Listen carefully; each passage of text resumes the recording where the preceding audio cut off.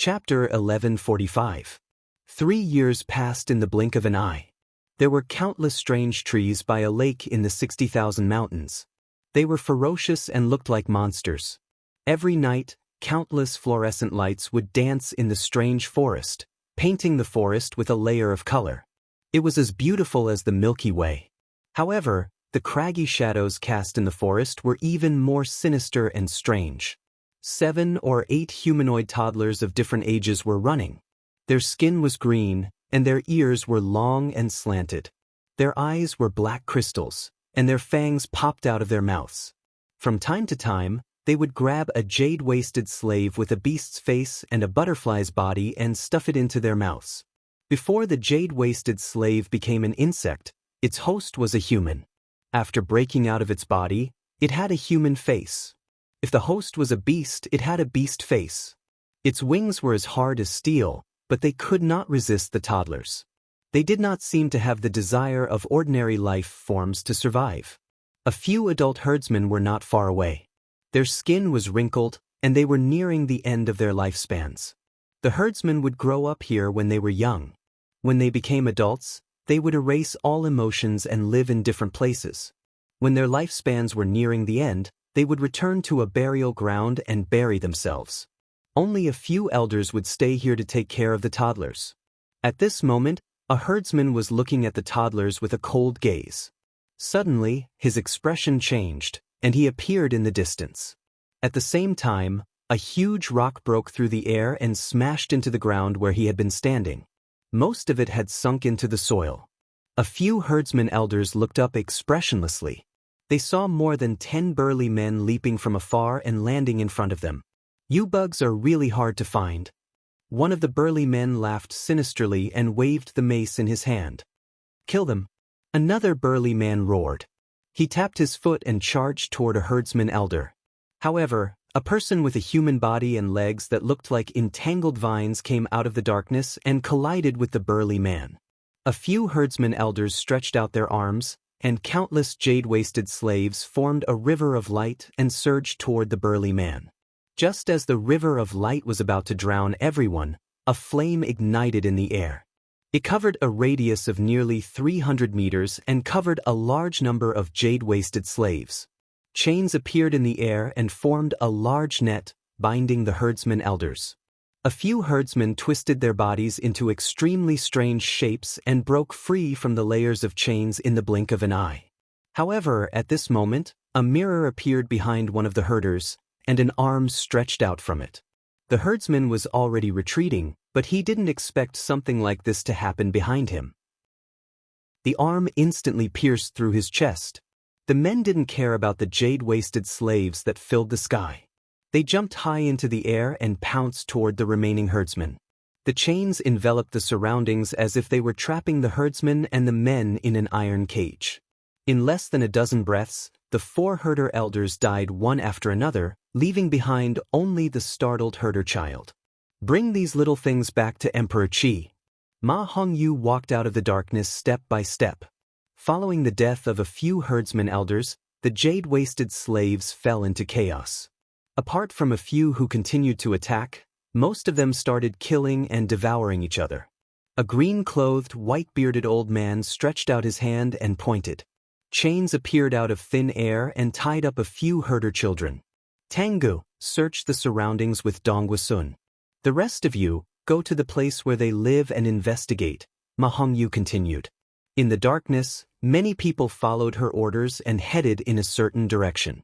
A beautiful lady in a blue dress walked out of the mirror in the air and cupped her fists at Ma Hongyu.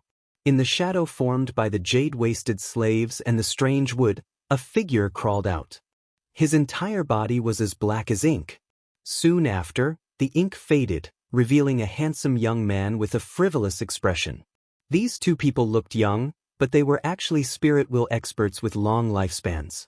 Their real age was more than 50 or 60 years old.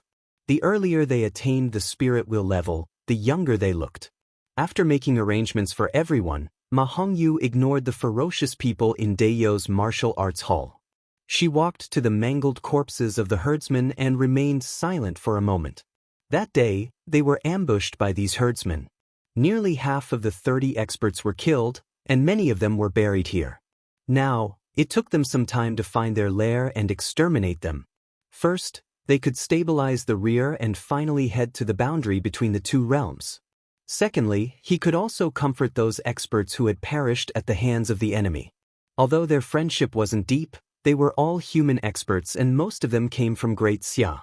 Compared to the Aboriginals, they were naturally closer. For hours later, everyone returned to the top of a mountain where the Empress, more than 10 experts from the Martial Arts Hall, and the people from the Temple of Heaven were waiting. 2 experts who were good at concealment and investigation had previously investigated the herdsman's hiding place. This elder was only here to raise children and wasn't dangerous. Therefore, he didn't have much protection. In fact, there were only 2 outsiders that were being controlled. One was the ginseng race, whose legs were like entangled vines, and the other was the giant arms race, whose arms were like pillars and whose hind limbs were relatively short. They ran on all fours and moved very quickly. This time, they dispatched nearly half of their manpower and took them down without any trouble. The gathering place of these 2 races had already been destroyed a year ago, and this time, they were also killed. In addition to the 5 herdsmen's children, there were many other discoveries, including the eggs of the jade-waisted slaves. They were crystal white and fist-sized. Every day, countless small, fish-like eggs would fall from them. After peeling off the outer layers of eggs, they discovered that there was a pink and tender piece of meat inside, which was amazing. As for this pink and tender piece of meat, everyone studied it for a few days and discovered that if it was placed near the jade-waisted slaves, a jade-waisted slave would attach itself to it every day. In just a moment, that jade-waisted slave would turn into ashes. Presumably, the jade-waisted slaves were also food for this piece of meat. Upon seeing this, the Empress asked someone to capture some live jade-waisted slaves, that strange wood, and this piece of meat back to the capital. Now that most of the gathering places of the foreign races have been exterminated, the matter here is considered over. Next, we will head to the boundary between the 2 realms, the Empress instructed everyone. Everyone was excited when they heard this. The boundary between the 2 realms was extremely suitable for breakthroughs, and it was 100 times better than here. Li Fu and the others used the wall of the 2 realms to cultivate. In just 3 years, 2 of them had broken through to the realm of opening heaven and earth, and the rest had also made great progress. Everyone had been fascinated by this for a long time. A few hundred kilometers away from Chu Xia City, a group of Kismet Heaven elites were lying in ambush on a cliff, draped in a net made of grass and leaves. Half of them were armed with longbows. After waiting for a full 2 hours, 2 soldiers each carried a giant egg that was half the size of a human and climbed up from the cliff. They threw the giant egg to the ground, and a fishy smell spread out. In less than an hour, 2 giant birds with a wingspan of more than 30 meters flew over from the distant sky. They seemed to have discovered that there was a change in their nest. Immediately, they let out a mournful cry and pounced toward the place where the giant egg had been smashed. When they got close to a certain distance, the net was suddenly lifted. Hundreds of soldiers raised their longbows and shot a rain of arrows. The 2 giant birds couldn't dodge in time and were immediately pierced by countless arrows. Not only did the 2 giant birds not die, but they also didn't slow down in the slightest. Instead, they became even more ferocious, and their speed increased. A pair of giant claws swooped down on top of everyone's heads. However, at this moment, dozens of sword gleams leaped into the air. Blood and internal organs poured down. A burly man who looked like a captain laughed and said, "This time, it went smoothly. We didn't let these 2 leopards escape. I don't know what route they're going to clear. These birds and beasts can't be stopped." And not long after they cleared the route, more came from elsewhere. A soldier asked curiously, I only heard about this 2 days ago. It said that as long as they clear a route, the Chamber of Commerce won't have to rely on walking to enter the mountain." The captain revealed a mysterious smile. Everyone immediately became alert and looked over. "If they don't walk, are they going to fly over?" Someone laughed. They really flew over." The captain's words were met with disbelief. "You'll know when the time comes." In fact, he didn't know much and had only heard a few words. However, as he said this, everyone became even more curious. Chapter 1146. Father, I've shrunk again. A girl who looked 13 or 14 years old, wearing a dark blue coat and a red checkered school uniform, yelled as soon as she got out of the elevator. Her voice was full of sadness and despair. Oh! A fierce-looking bald man looked up and glanced at her before looking down at the documents in his hand. I've shrunk again. The girl shook the man's shoulders frantically, and his upper body shook so much that only a shadow could be seen. Let go, I'm dizzy. The man was naturally Renbachien, and the girl was Honeysuckle. Look, I don't have any muscles. I've been training for so long, but they're all gone. I'm so ugly now. Honeysuckle pointed at her long legs under the red checkered skirt, threw off her coat, and revealed her arms. She then twisted her body like bodybuilders did and looked aggrieved. Ah! Renbachien smirked and glanced at her. Indeed, he couldn't see her muscles anymore and looked like an ordinary girl. Her skin was fair, and her wool was as delicate as porcelain. She was becoming more and more like the Empress, just a little softer. One could tell that she was very intelligent from the movement of her eyebrows, and people would like her at first glance. She was in high spirits when she spoke. This was how a daughter should be. What was so good about her original muscular appearance? However, Honeysuckle had a special fondness for muscles after seeing and hearing about them since she was young. Her sense of beauty was abnormally distorted. Over the past few years, her muscles had gradually shrunk as she absorbed and transformed the blood in her womb, which terrified her. Last time, Honeysuckle said that she was leaking air. However, Renbachien felt that it was pretty good. It's pretty good now. Renbachien laughed. It's not good at all. It's not threatening at all. Honeysuckle grumbled. The weight of the fitness equipment here isn't enough to build muscles. The fitness equipment is for you to use, not to lift weights. You've already broken 2 treadmills, Renbachien said expressionlessly. Honeysuckle sat cross-legged on the sofa. Father, can I ask you something? Honeysuckle rolled her eyes. Speak. Renbachien put down the documents in his hands.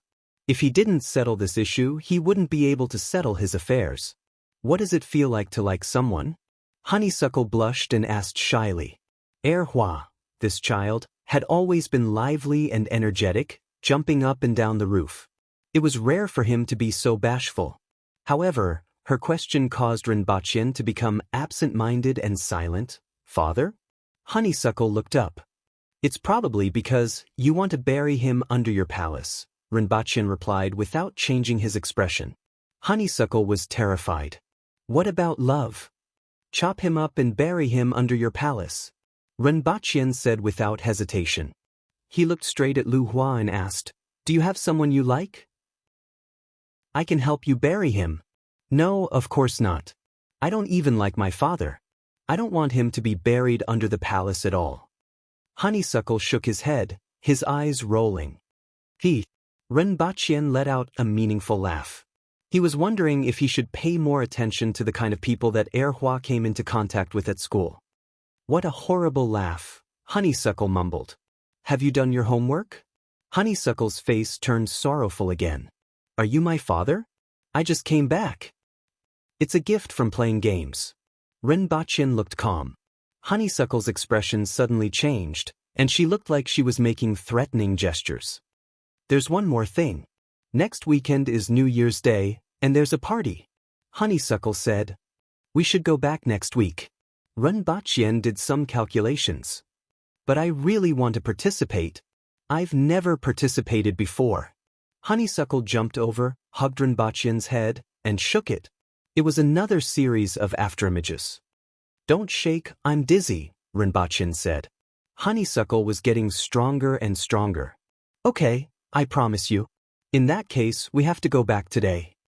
Renbachien was dizzy from her shaking. Thank you, father. Honeysuckle was overjoyed. She exerted force with her legs, and half of the sofa disappeared. There's one more thing. Honeysuckle realized that she was in trouble again and quickly changed the topic. Parents and children are going to perform together at the New Year's Day party. Renbachien's attention was indeed diverted, and he resolutely said, "I'm not going." Honeysuckle suddenly burst into tears. She looked at Rinpochen bitterly and said, "Other parents can take their children to the amusement park, play with them, and eat with them. Mother is now in a faraway place, and father is addicted to the brothel. I'll go. I promise you." Rinpochen shuddered after hearing what she said. After secretly interacting with Lolita, Honeysuckle became even more mischievous. Compared to the straightforward, stubborn, and tough Honeysuckle, Rinpochen preferred to see her mischievous side.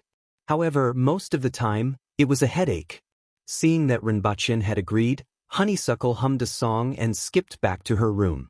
Rinpochen shook his head slightly and continued to look at the information in his hand. 9 years ago, the first exploration spacecraft entered the node and jumped along a curve. 3 years later, a second batch of 3 exploration spacecraft, which were equipped with the best technology from various countries, was sent into the node. Until now, there had been no response. In the past 9 years, Earth had made new breakthroughs in materials and energy technology.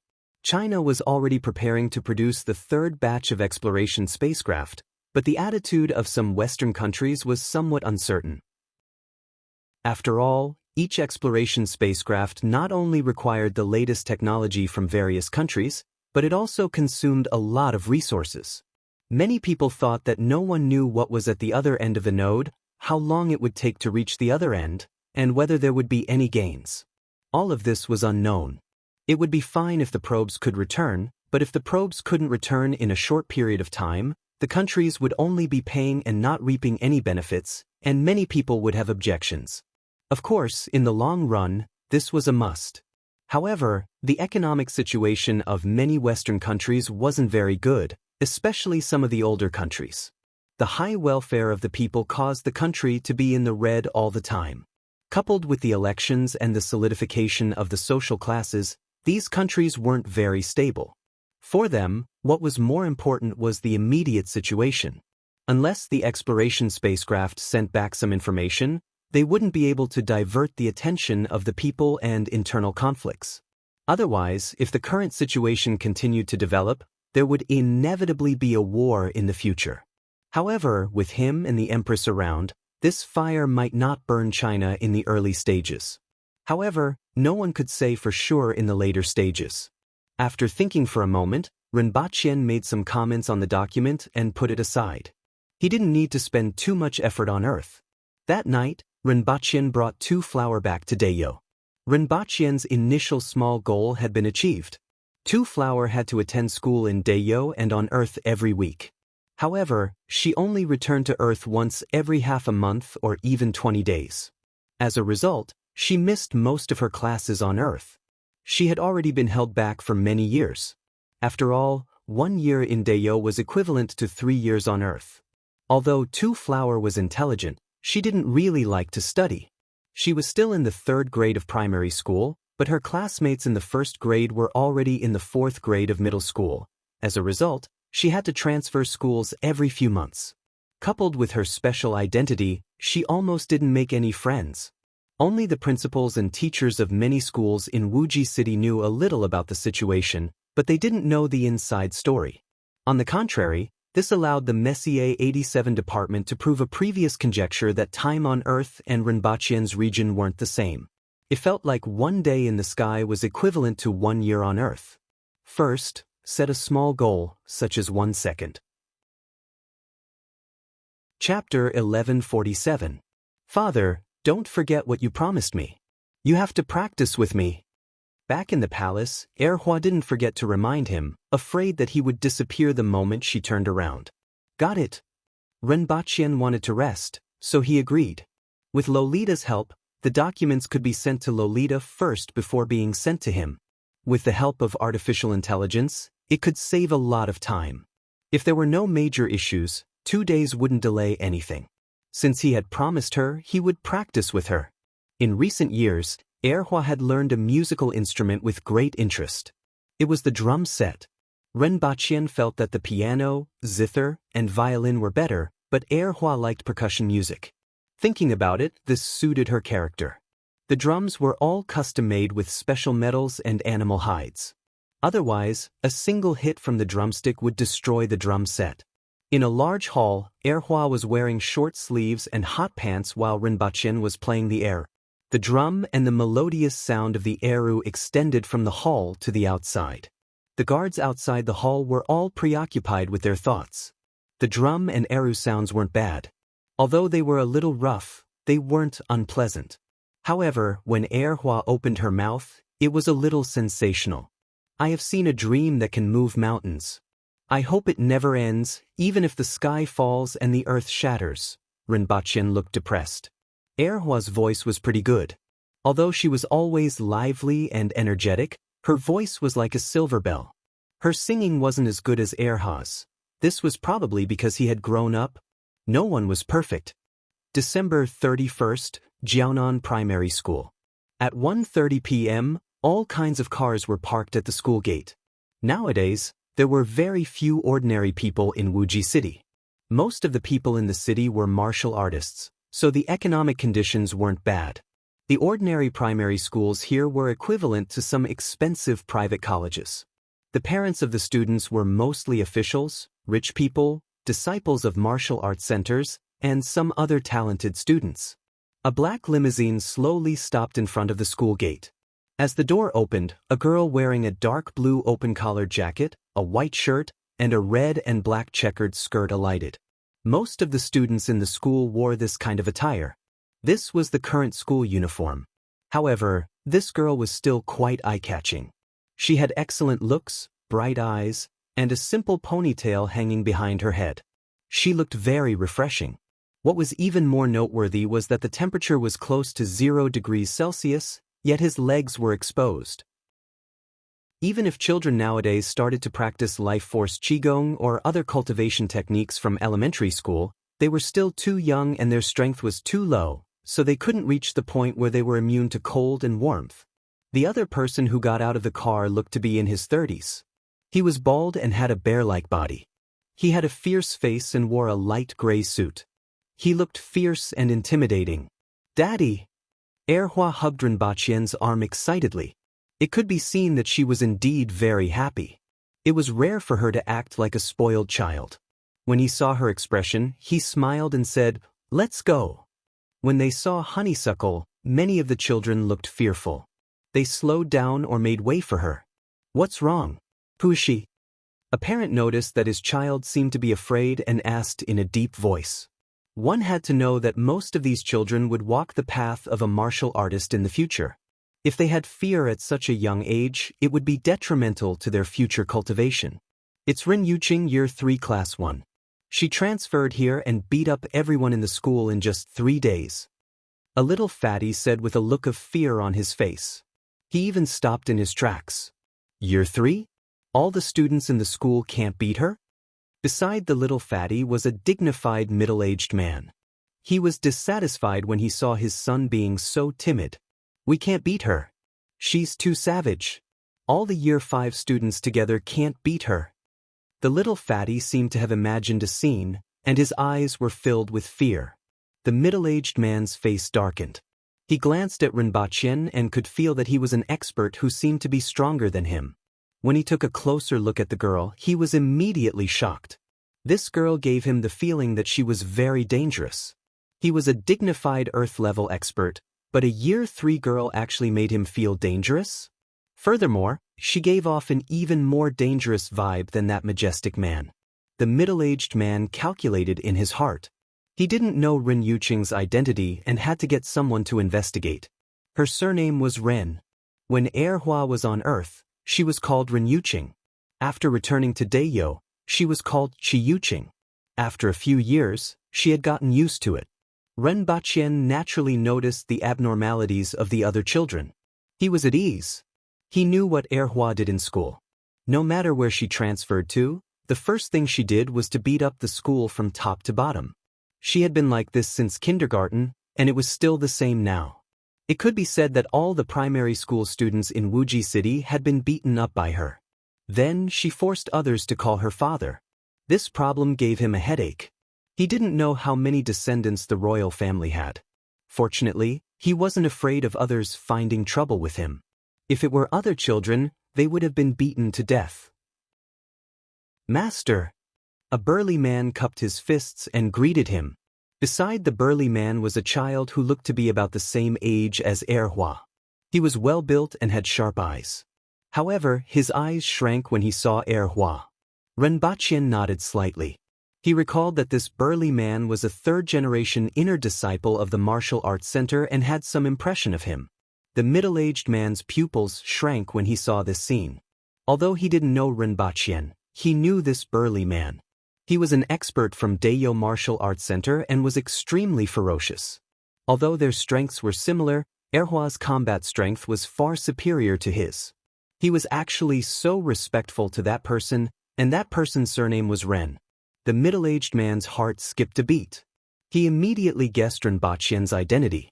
However, that person should be 60 years old now, right? Or someone else. Naturally, there were many people who had the same idea as him. There were a few forces in Wuji City that couldn't be provoked, and Daeyo Martial Arts Center was one of them. Those who were well-informed knew what kind of great things the master of Daeyo Martial Arts Center had done in the past. Renbaqian didn't care about what other people thought. Instead, he was enjoying the feeling of accompanying Erhua on campus like an ordinary father. Of course, it was just a momentary feeling. Along the way, he was somewhat concerned about Erhua's expression.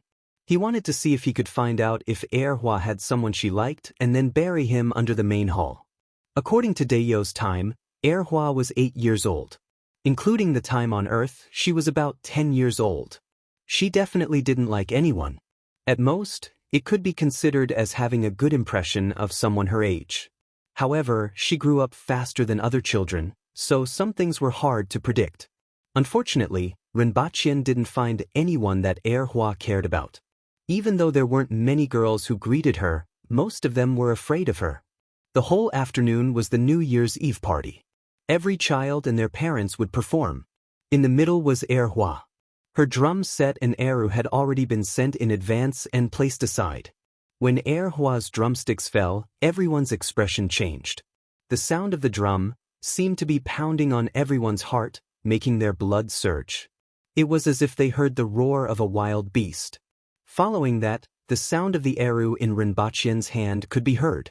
A bear-like man sitting there holding a small eru looked somewhat comical, but the other parents didn't dare to have such thoughts. "I've seen the dream that can move mountains. I hope it never ends, even if the sky falls and the earth cracks. I've seen the miracle that just happened. My silent prayers have been answered. My broken heart has been strengthened again." The song was sung by Renbaqian. His voice was deep but full of power. After the song ended, Erhua looked delighted and forcefully brought the drumsticks down. Dong! Boom! The ground, the drum set, Erhua, and Renbaqian were all gone. There was only a big hole in front of the classroom, and the classroom was covered in dust. Chapter 1148. Renbaqian and Erhua returned to their residence dejectedly. Both of them were fine, but a few second-year students were injured downstairs. The most unlucky one was their head teacher, who was directly hit. This caused a small disturbance. However, Honeysuckle's expression showed that he was quite happy. Although the ending wasn't perfect, attending the New Year's Eve party with her father was enough to make her happy. "Brother, are you in Wuji City?" Renwanyan asked directly after picking up the call. Renbaqian saw a trace of excitement in his serious face. With his current status, it seemed that something big had happened and that there were great benefits. "What happened?" "I'll be there soon. I'll tell you when I arrive," Renwanyan said. A moment later, the flying car landed on top of the building. The domestic air traffic control had never been relaxed. Except for a few departments, it was difficult to apply for air routes even if one had the money. More importantly, the procedures were troublesome. This was especially true for an important place like Wuji City. Renwanyan actually came by flying car, which showed that there was indeed something important. "Yu Qing has become prettier." Renwanyan laughed as soon as he entered the house. "Let me hug you. Men and women shouldn't touch." Erhua smiled faintly. "Are you trying to take advantage of me, second uncle?" Renwanyan's expression suddenly froze. Ren Xia snickered behind him. But if there is a gift. Hua dragged her words. Have you finished your homework? Renbachien glanced at her. I'm done. Honeysuckle smiled. As for whether she had finished her homework, only she knew. Then write it again. Hua stared at Renbachien in disbelief and asked, Are you my biological father? Yuqing, this is for you. It's the latest red badge. Rinxia took out a box. This was the latest communication device. It was red like a flame and looked like a badge. It was quite exquisite. Most importantly, this red badge was a limited edition, and there were only 999 of them in the world. The general edition was an azure badge. In addition to the color, there was also a generation difference in performance. Thank you, Brother Rinxia. Hua smiled. In a few years, you will look younger than Rinxia. Renwanyan sat down and laughed. Renbachien laughed. It wasn't that he looked younger than Rinxia, but that time was different. In a few more years, Rinxia would even be older than him. This was something that could not be helped. How far has your research progressed? Renbachien asked casually. He had heard a little about the pharmaceutical laboratories that Renwanyan had invested in. Renbachien's parents were in their 90s, but they were still quite healthy. Most of this was due to the medicine that Renbachien brought back from Dayo and the natural increase in their lifespan after attaining the man-will level. The laboratory that Renwanyan invested in also had some results. Regarding the repair of mitochondrial dysfunction, there has been some progress. If I reach the man-will level, I can extend my lifespan by 30 years. I also have a direction for a coenzyme. If I succeed, I can extend my lifespan by another 10 years. Renwanyan was a little proud of himself when he talked about this matter. Increasing a person's lifespan was something that countless people dreamed of, and now, they were finally close to success. Good. Renbachien praised. He didn't ask how much it cost. In any case, no matter how high the price was, the Ren family could still afford it. No matter how low the cost was, it was impossible to open it to ordinary people. Thanks to modern medical technology, the lifespan of ordinary people was about 85 to 90 years old, and man-will experts could live up to 120 years old. Even though the birth rate wasn't high, the total population hadn't decreased. If another 40 years were added, it would be 160 years old. Unless a new habitable planet was discovered and there was no pressure on resources, it would be impossible to supply it to ordinary people. However, I'm not here for this matter this time. Renwanyan changed the topic with excitement in his eyes. The exploration spacecraft has returned. Renbachien paused for a moment. A few days ago, he was still pondering about the uncertain attitude of the Western countries regarding the third exploration spacecraft, but there was news so soon. He leaned forward slightly and asked, What did you find? The return of the exploration spacecraft proved that the curve nodes were correct, but Renwanyan looked so excited that there must be a major discovery. A brand new galaxy and 2 planets with intelligent life. Renwanyan raised his voice and emphasized the 2 planets with intelligent life. Even now, he couldn't suppress his excitement when he said this news. Phew! Renbachien heaved a sigh of relief. Even though his roots were in Dayo, he was still excited when he heard this news. This was a real planet with intelligent life. Humans had taken a big step forward in this boundless universe. 2 planets with intelligent life represented endless new energy, new materials, and new technology.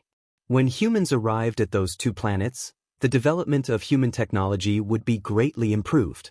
This was also very beneficial to him. New planet? Intelligent life?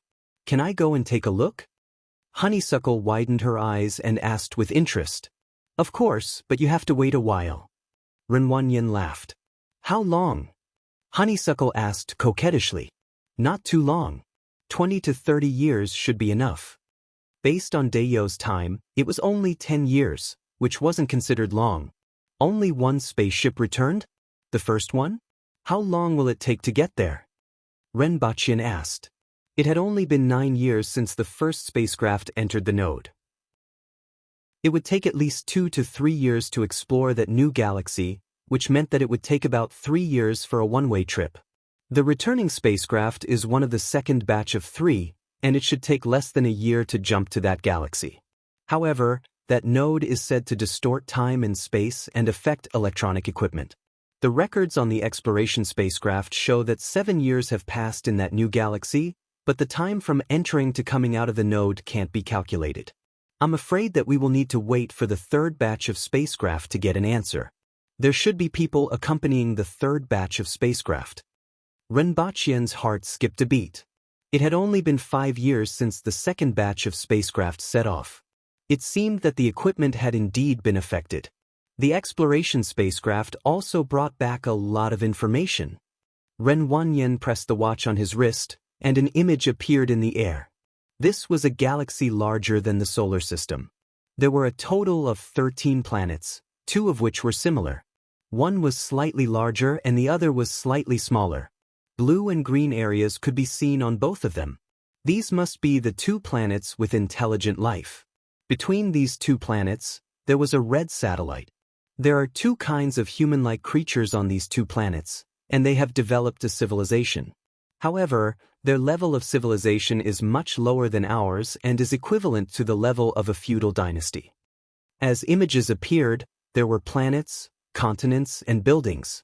Finally, a tall human-like creature with 2 horns on its head appeared in front of him. This kind of human-like creature is very strange. Ren Wanyan introduced. However, Renbachien's eyes widened and he cried out, "Thunder Barbarian!" He subconsciously exerted force, and the sofa immediately shattered. First, set a small goal, such as 1 second. Remember, Scholar House. Chapter 1149. Renbachien was dumbfounded as he looked at the human-like creature in the image. It had 2 horns on its head and was tall. Perhaps to highlight the characteristics of this creature, the image showed 2 creatures fighting with electricity flickering on their bodies. Wasn't this the Thunder Barbarian? Wasn't the Thunder Barbarian a foreign race from the 237 regions? How could there be Thunder Barbarians in a newly discovered galaxy? Ren Wanyan and Ren Xia were surprised to see such a big reaction from Renbachien. Both of them knew that Renbachien had a lot of secrets. After so many years, Renbachien didn't seem to have aged, which was enough to shock them. Ren Wanyan had also heard some things, but he had only heard a little from a few special department officials. When they realized that he wasn't clear, they kept their mouths shut. Seeing Renbachien's reaction, both of them were a little shocked. Before Ren Wanyan could say that this human-like creature had the ability to control thunder and lightning, Renbachien blurted out the name of the Thunder Barbarian. It was obvious that he knew this human-like creature. So this human-like creature is called the Thunder Barbarian. Ren Wanyan secretly noted it down and didn't ask any more questions. After so many years, Renbachien hadn't told him about this, presumably because he didn't want him to know. Maybe it's called the Thunder Barbarian, or maybe something else. Renbachien pressed a button on the table. After a while, someone came to clean up the sofa and moved in a new one. Not many people would keep a spare set of furniture at home, but Renbachien not only kept it at home, but also more than one. Renbachien sat back on the sofa and was silent for a long time. His mind was in a mess, and he almost thought that Zixiao had been discovered. However, the other planet told him that this wasn't the world where Dayo was.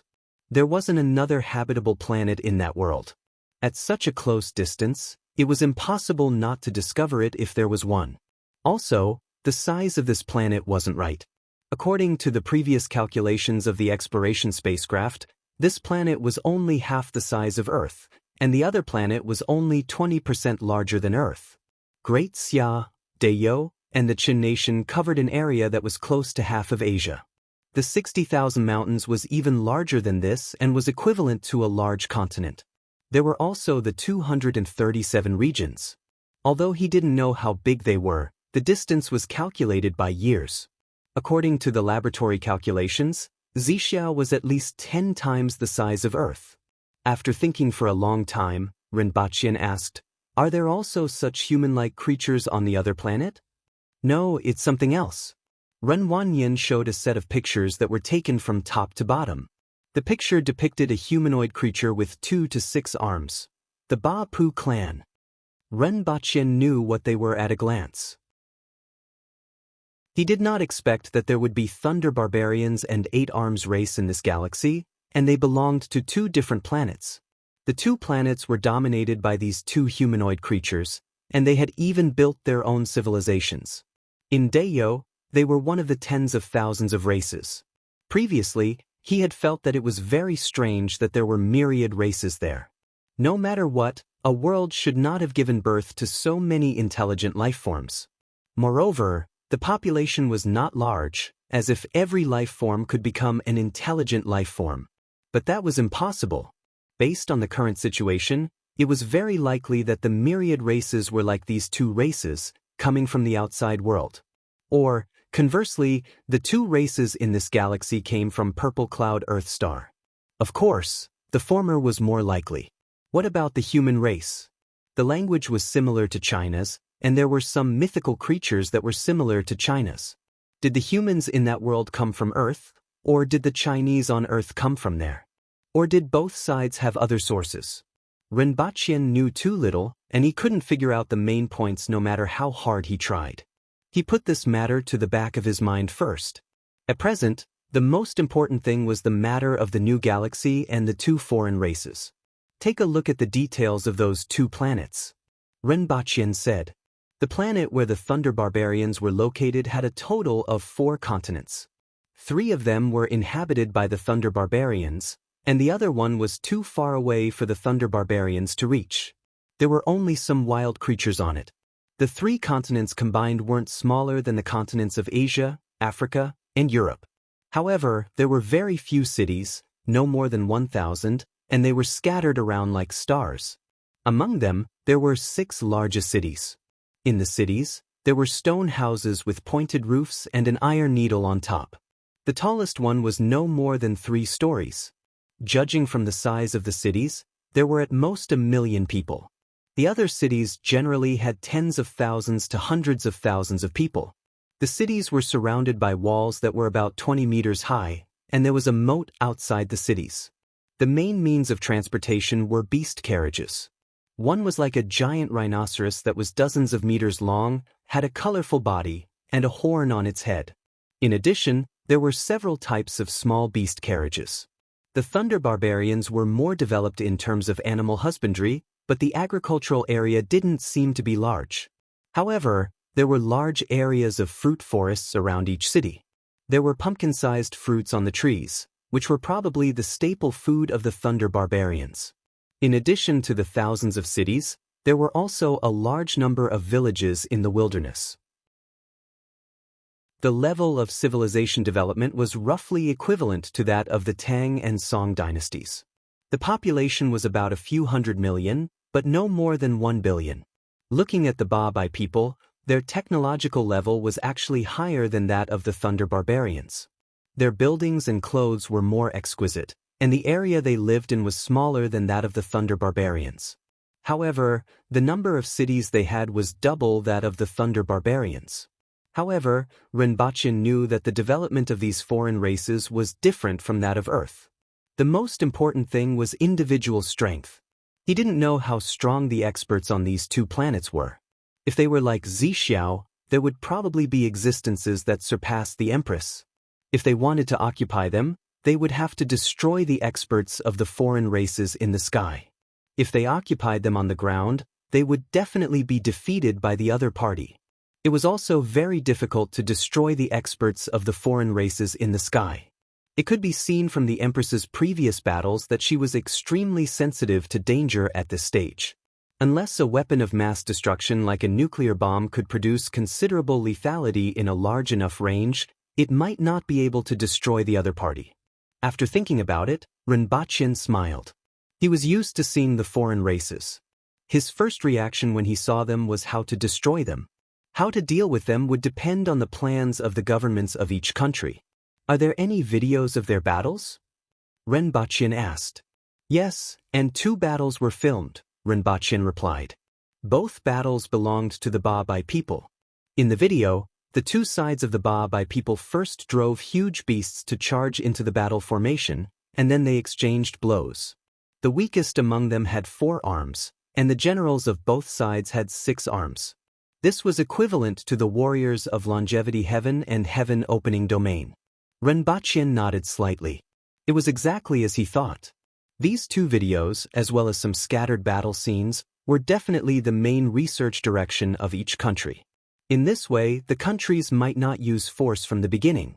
From a human's point of view, the other party was like looking at primitive people.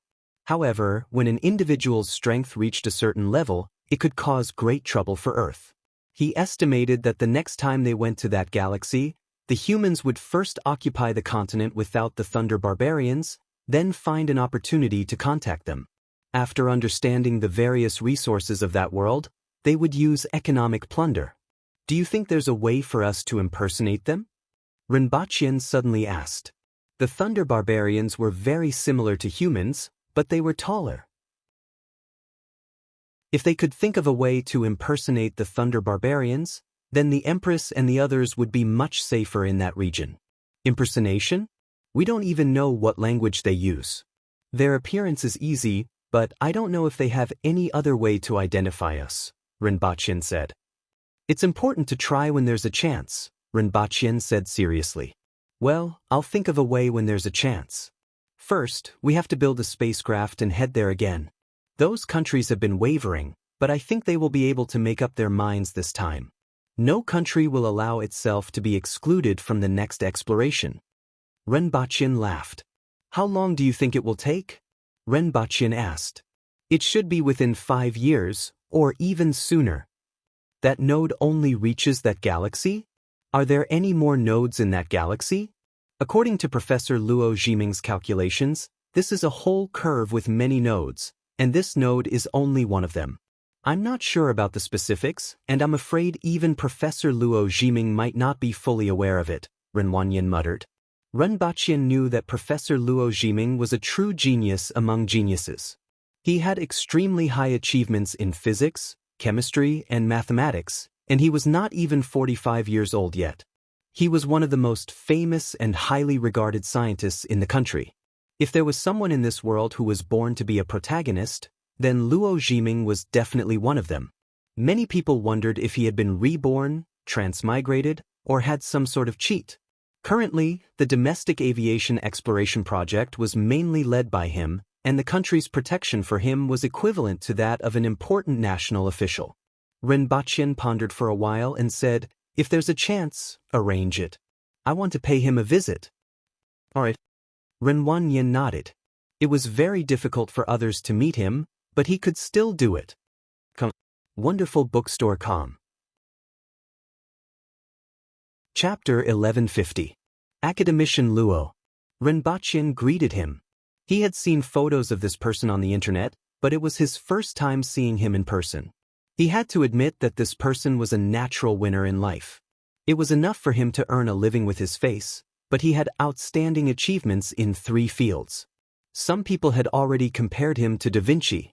43 years old, 8 meters tall, handsome, and peaceful. Renbachian had a good impression of him. In addition, he was quite talented in cultivation and was only 1 step away from the earthwheel level. This was because he had put most of his energy into learning and research in these 3 fields. Mr. Ren, please take a seat. I have heard of you for a long time and have admired you for a long time. It's my first time seeing you today. Luo Jiming smiled. Renbachian was deep in thought. It seemed that Luo Jiming had something to ask him. After chatting for a while, Renbachian asked, in our universe, is the time in different places the same? There was an answer to this question on the internet, but he still wanted to hear it from Luo Jiming. According to the gravitational time dilation theory, the passage of time is different in different regions of potential energy. Luo Jiming then asked, Mr. Ren, are you asking this question because of the cave and the Horned Dragon Galaxy? Horned Dragon Galaxy? Mr. Ren, you may not have paid much attention to this. Now, that galaxy has been named the Horned Dragon Galaxy, Luo Jiming explained with a smile. Renbachian nodded and asked, does academician Luo agree with this theory? It doesn't matter whether I agree or not. In fact, this is the real existence of this world, and experiments have proven it. Luo Jiming chuckled. He didn't say too much. For ordinary people, saying too much would only make them more confused. Renbaqian nodded and finally understood. Originally, he thought that Zixiao planet and the two races were in another world, which was why the time flow was different. Now, it seemed that he didn't understand this aspect. In other words, Zixiao planet and Earth might also be in the same universe, but they were very far apart. Then, Renbaqian asked about curves and nodes, and Luo Zhiming answered them one by one. There were still some questions he wanted to ask, but they involved too many things. After thinking about it, Renbaqian gave up. Instead, it answered Luo Zhiming's question about the so-called grotto heaven, which made Luo Zhiming thoughtful. Renbaqian didn't hide too much and told Luo Zhiming that there were also suns, moons, and stars there. This led Luo Zhiming to guess that it was a different planet in the universe, just like that galaxy. On the contrary, Luo Zhiming was rather interested in how Renbaqian got through the winter. It was a pity that he couldn't divulge this information. The two of them had another meal, and it could be said that they had developed a little friendship. Perhaps they would meet again in the future. If possible, Renbaqian really wanted to kidnap him and bring him back to Deyo. With such a person around, Deyo's progress might improve by a lot. Unfortunately, he also knew that if it was someone else, the country might be able to tolerate it. But this person in front of him, the country could not afford to lose. Another ancient tomb? How many times has this happened in the past few years? Renbaqian was slightly stunned when he heard the news when he returned to Deyo. The 13th in 5 years. A big man from the Jing tribe said. Renbaqian tapped his fingers on the table and laughed. A storm is brewing, and these ancient tombs are coming out at the right time. In the past 100 years, there wasn't a single ancient tomb that appeared. However, over a dozen ancient tombs had actually appeared in the past few years. No one would believe that there was nothing strange about it. However, one couldn't find any evidence for this kind of thing. The experts from thousands of years ago couldn't possibly know that they were coming, right? They also couldn't possibly know that the humans were going to fight the foreign races again, right? In the end, it could only be attributed to metaphysics and luck. Now that the humans were coming out, these ancient tombs were also appearing one after another. It had to be said that some things in this world were really difficult to explain with science. The righteous sect will still be the leader, and the commandery will send people to cooperate, Renbaqian said. Yes. After they left, Renbaqian thought about some things, but he still couldn't figure out the reason or mechanism. He took the next document. It was about the route from the capital to Yi City that was about to open. A plane would take off the day after tomorrow to set the route. In fact, there were no other planes in the sky at the moment. As long as they didn't collide, they could fly however they wanted. However, there were many ferocious beasts in the sky, and there would be many planes in the future. Therefore, the route had to be planned from the beginning. The plane that would take off the day after tomorrow would be the first test flight to plan the route to avoid any problems in the future. Yi City was the last city before entering the 60,000 mountains. It wasn't considered big at first, but the inhabitants of the 60,000 mountains came out to trade for goods, which resulted in the rise of such a city. However, during the war with Great Xia and the Yun nation, there were almost no foreign caravans, and Yi City declined. Now that the Protectorate of the South had moved to the 60,000 mountains, Yi City had prospered again and was much more prosperous than before. Now that Yi City had been expanded once, there were about 150,000 permanent residents in the city. There was a cement road leading directly to Lan City, and the railway was about to be completed in another year. With the opening of the route, it was conceivable that Yi City would become even more prosperous in the future, second only to the capital, Lan City, Ping City where the Protectorate of the Yun nation was located, and the former capital of the Yun nation, Wang capital. With the opening of several transportation routes, the transportation of precious goods from the 60,000 mountains would be faster in the future, and the volume of transportation would also increase. Of course, the most important thing was still to transport goods from the outside into the 60,000 mountains. Only in this way could the sphere of influence of the Protectorate of the South continue to extend deep into the mountains all the way to the Wall of Two Worlds. 2 days later, Renbaqian, Tong Jinye, and Zhu Zhuo, the director of the Department of Commerce, arrived at a huge plain outside the capital. The airport had been fenced off with barbed wire. Inside, there was a small terminal, a lighthouse, and other buildings, as well as 3 airplanes parked inside. The 3 airplanes were 31 meters long, and they were the model of the Flower Eagle 13. The prototype was the C-130 Hercules from the 1950s on Earth. Even in the early 21st century, it was still the main airliner of many countries, which showed the success of this model. Due to the difference in alloy materials and performance, the 3 airplanes were 32 meters long and 12.2 meters tall. They flew at 700 kilometers per hour, cruised at 620 kilometers per hour, weighed 31 tons, could carry 22 tons, and had a maximum takeoff weight of 73 tons. There were 9 crew members. In addition to the pilot, co-pilot, navigation, navigator, and loading and unloading captain, there were also 4 archers who were at the advanced level of the Kismet Heaven realm. 4 sealed cabins of 1.5 square meters could be opened on the sides and rear of the airplanes.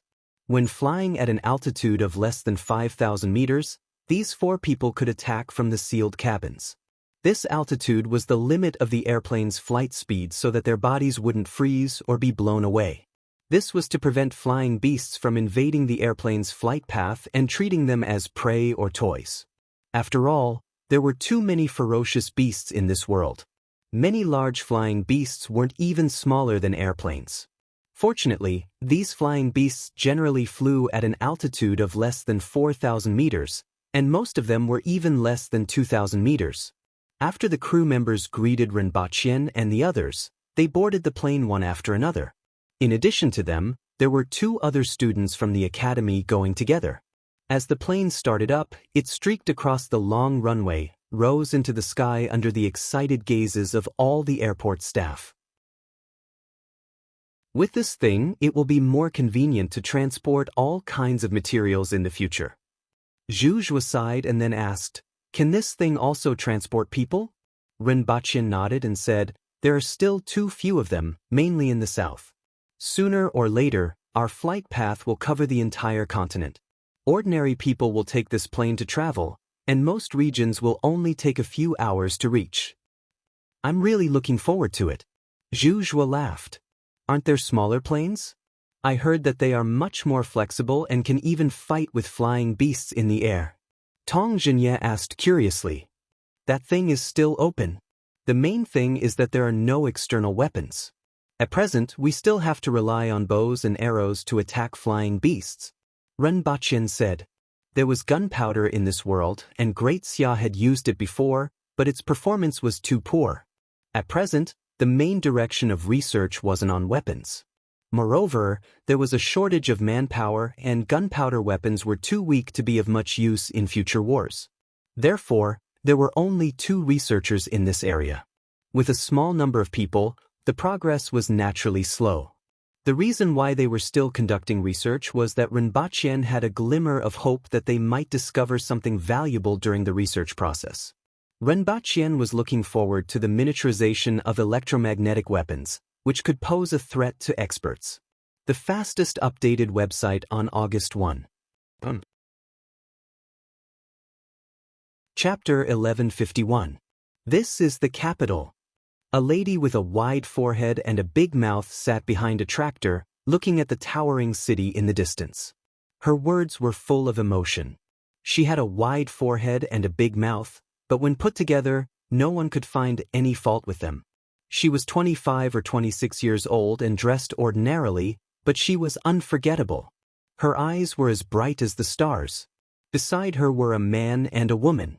The man was strong, and the woman was wild. One look and they could tell that she was an aboriginal. "I haven't been back for a long time. There weren't so many cars in the past." The man looked around. On the 10-lane road from the capital to Lon City, there were all kinds of tractors and trucks. Now, there were a few more models of tractors and trucks. In addition, he could occasionally see a large vehicle called a bus, which was full of people. There were even a few people sitting on the roof, looking at the city in the distance in amazement. "I designed the tires of this tractor," the man boasted. "If I hadn't shouldered the heavy responsibility of going to Great Xia, I would have been behind these vehicles. If he said this in another place, he would most likely be greeted with admiring gazes. However, at this moment, only the Aboriginal lady beside him kicked him and shouted, "Du Lao Lu, are you done? How many times have you said this along the way?" Lao Lu has indeed contributed a lot. The changes in Dayo can't be separated from your contributions. The other lady pursed her lips and smiled elegantly. Lao Lu? Are you two familiar with each other? The Aboriginal lady said angrily and kicked Du Lao Lu again. Very familiar? In any case, we are classmates. The lady chuckled. Her eyes were shining, and she seemed to enjoy watching the two of them play around. Or rather, one of them was fighting while the other was playing around. Qing Lian, are you really not going back? Du Lao Lu, who was used to being kicked and beaten, turned to ask the lady. Seeing this scene, the Aboriginal lady was even more furious. She gritted her teeth and made up her mind that she wouldn't let him off when they got home. The Aboriginal lady was Du Lao Yo's wife, Tuyu. She had followed Du Lao Lu to Great Xia and returned together after 4 years. The other lady was Qing Lian. Qing Lian shook her head slightly and chuckled. Anyway, you don't need me anymore. There's no difference if I'm here or not. I should do what I want to do. After saying those words, he raised his head and looked into the distance with a slightly disappointed expression. Who would have thought that it would end up like this? He had planned for so many years and experienced so many trials and tribulations, but he did not know what it was all for. However, this was something that they had long expected. Ever since the Great Xia royal family produced a character who could split open the heaven and earth domain, they had already predicted that this day would come. Although that person was greatly restricted and couldn't go far, it was enough to stop the revolutionary army. After emptying her mind, Qing Lian focused her attention on the imperial capital that was getting closer and closer. She smiled and asked, I heard that your highness is moving the wealthy families from the 100 cities to the imperial capital? I don't know about this. I haven't been back for a few years. Du Laolu shook his head. He had always been in Great Xia and didn't know about this. As they entered the imperial capital, there were more and more pedestrians on the road, especially on both sides of the road. Even at the periphery, it was still bustling. There were all kinds of shops around the city. Large amounts of goods were unloaded here and distributed to various shops in the city. Pedestrians, laborers, peddlers, shopkeepers, haggling, clamoring, and cursing filled the air. One of the shops was used to load all kinds of vegetables and fruits. After being loaded into trucks, they were sent straight to the city. A few laborers casually nibbled on the fruits before continuing with their work. It was a lively scene. There were vendors selling roasted sweet potatoes, roasted meat, and meat soup on the roadside. Smoke was drifting out from the buildings on both sides of the road. One could smell stewed meat and all kinds of fragrances. The combination of the two smells rushed straight into the nostrils and tempted one's appetite. I'm hungry. I can finally have a good meal. Du Laolu rubbed his stomach. Is Great Xia's cuisine not as good as Dayo's?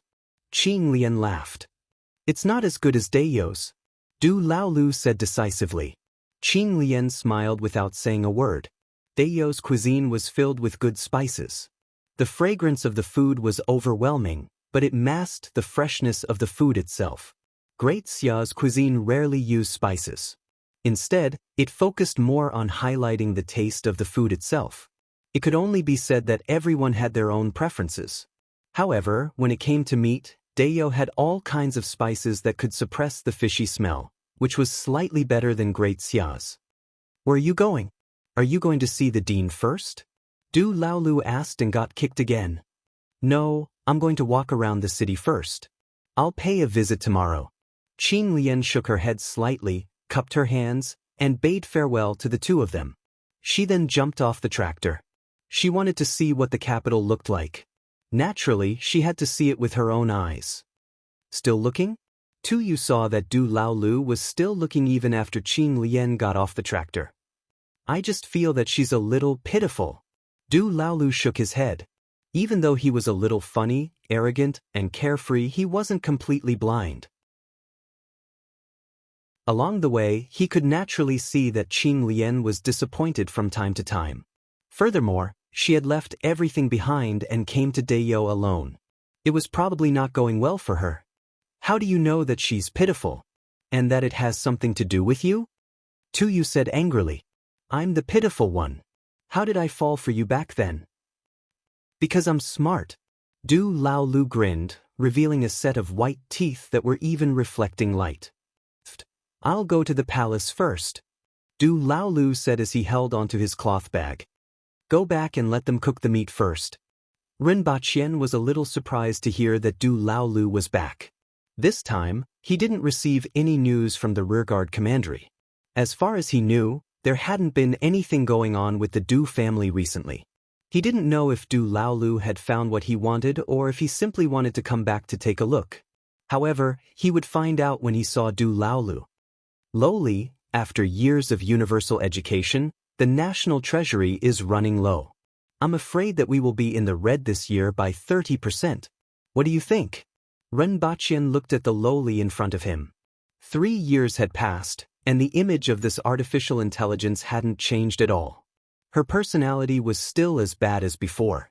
At this moment, she was drawing circles on her lips with her finger, and her eyes were blurry. Fortunately, he wasn't a lolicon. Seeing that Rinpochen was asking about serious matters, the lowly winked at him and pulled down her collar. Anyway, it was just a flat screen, and it wouldn't be obvious if she didn't pull it down. If we want to enrich the national treasury, open up new sources of revenue, or reduce expenditure, the number of officials in Dayo isn't overstaffed. In fact, it can be said that there is still a huge shortage. For example, the transportation department and the commercial department are still understaffed. With the current number of soldiers, it is difficult to maintain a large area in the 60,000 mountains, so reducing expenditure isn't advisable. In that case, what we need to do is to open up new sources of revenue. If we want to open up new sources of revenue, firstly, tax, and secondly, commodities. Currently, the domestic situation is stable, and the Chuyun residence is also stable. If we raise taxes, it will definitely cause an uproar. As for commodities, the current number of craftsmen and factory personnel is barely enough, and we really can't develop new products. Moreover, even if we manage to produce 1 or 2 products, it won't be able to make up for the current deficit. I know all of this, Rinpochen said in a deep voice. However, there are still a few ways. First, we can use government bonds, which I don't think anyone will be willing to buy. Lottery tickets are not bad, but Dayo doesn't prohibit gambling. This amount of money will be collected by the casino and the people behind it, and it will be better to give it to the imperial court. Another way is the Qin nation and Great Xia. Even though Great Xia isn't unified yet, the imperial court and the revolutionary army have already divided their territories, and it will be difficult for there to be any big changes for a period of time. Moreover, a starving camel is still bigger than a horse. After 10 years of continuous war, a large amount of wealth has gathered in the hands of a small number of people. Rinpochen was moved and asked, how do we do it? As long as we sell the goods there. The people of Great Xia have a huge demand for Dayo's goods. In the past, the borders of Dayo were unstable, so they could still restrain themselves a little.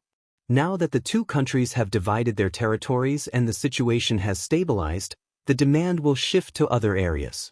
We just need to sell some of the goods that were originally supplied to the country to those who have amassed a lot of wealth. However, there is one thing that must be settled in Dayo's currency. After that, we will use paper money to purchase a lot of goods. In this way, whether it's Great Xia or the Yun nation, we will only be creating wealth for the imperial court for a few years or decades. Rinpochen thought about it and roughly understood Lolita's thinking.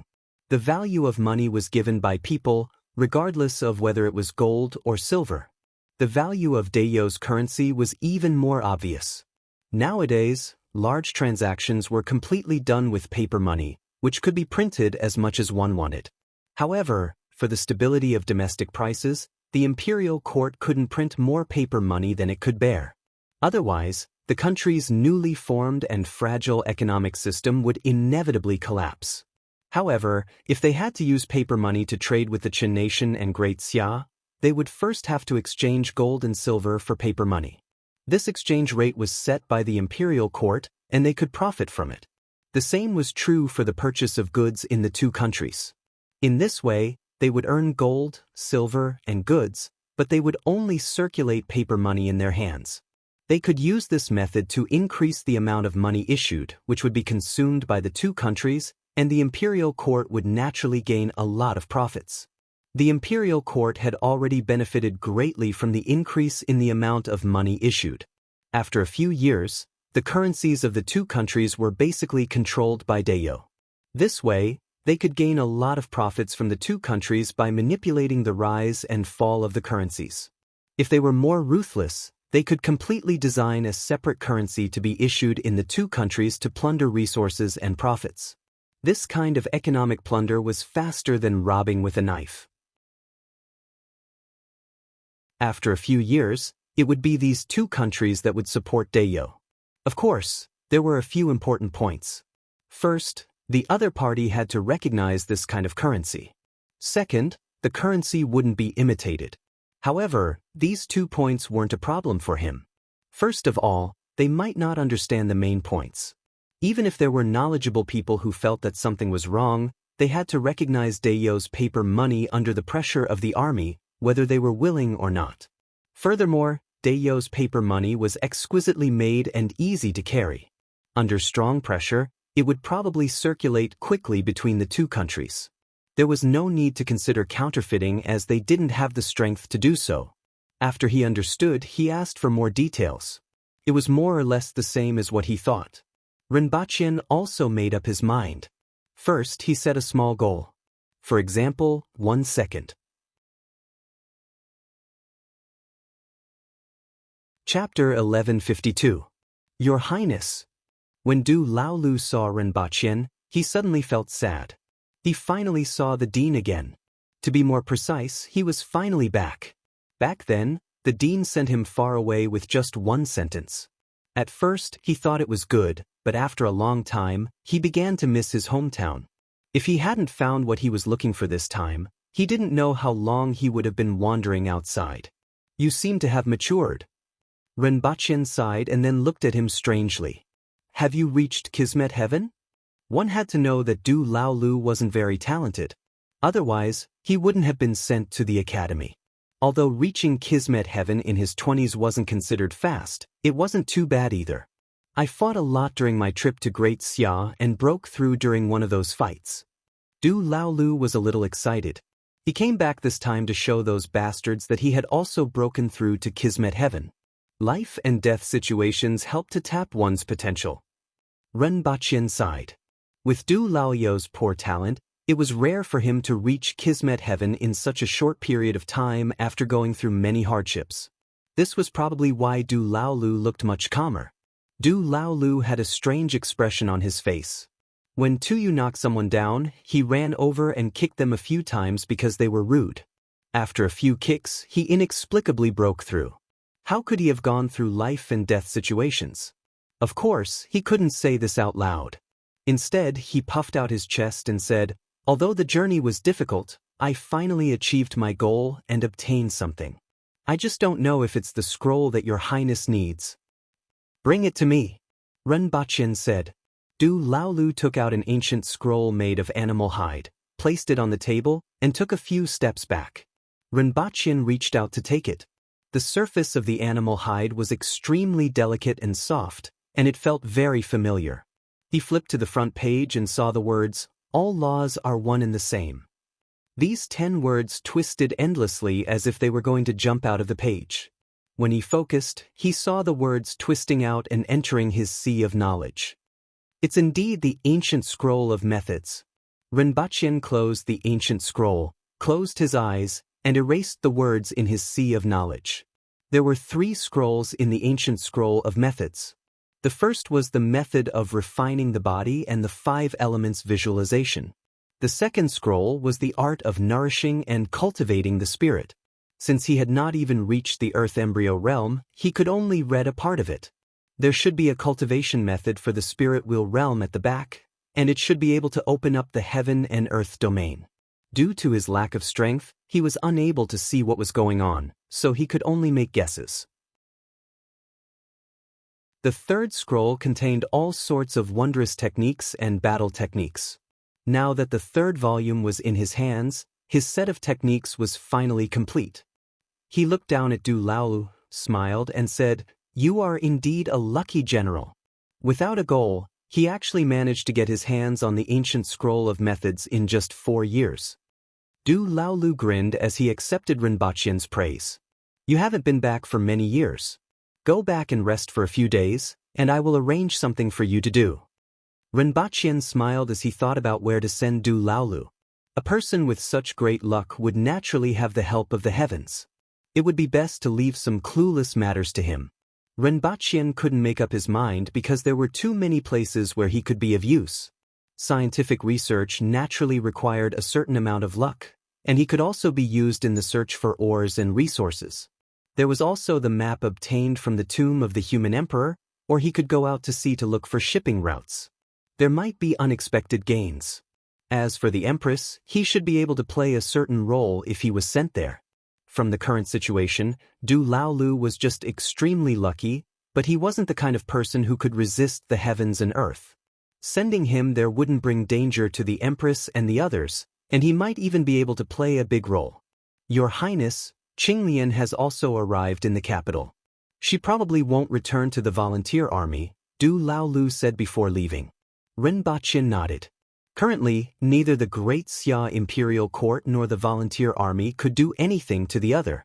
There was a practitioner in the Great Xia Imperial Court who had reached the level of opening up heaven and earth, but he was restricted by some unknown restrictions and couldn't go far. With such a person around, the volunteer army couldn't overthrow the Great Xia Imperial Court.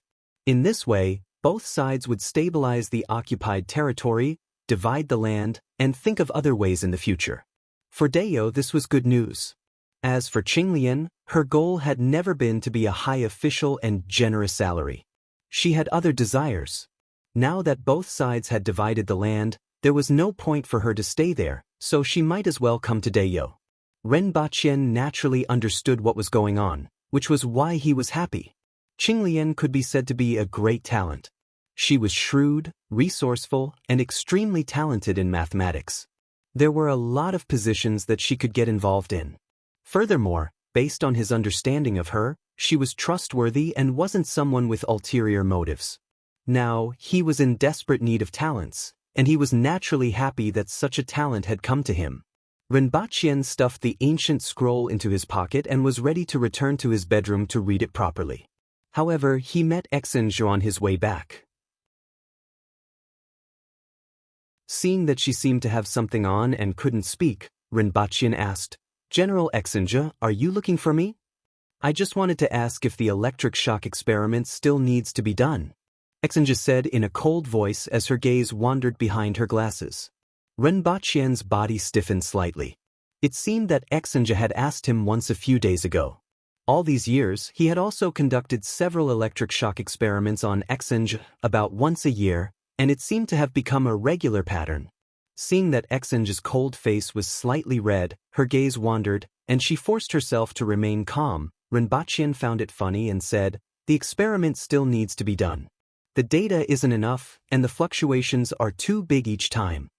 A moment later, the two of them were in a side hall. Exinge put her armor and glasses aside, sat on the electric chair in a sports vest and tights, and allowed Rinpoche to connect the electrodes to her body. Without her glasses, she couldn't distinguish between a man and a woman if she was more than 2 meters tall, and she couldn't distinguish between a man and a beast if she was more than 5 meters tall. Moreover, she had worn her glasses for a long time, and taking them off suddenly made her feel extremely unsafe, making her feel uneasy. She then felt the cold touch of the electrodes on her body and knew that the prince was looking at her.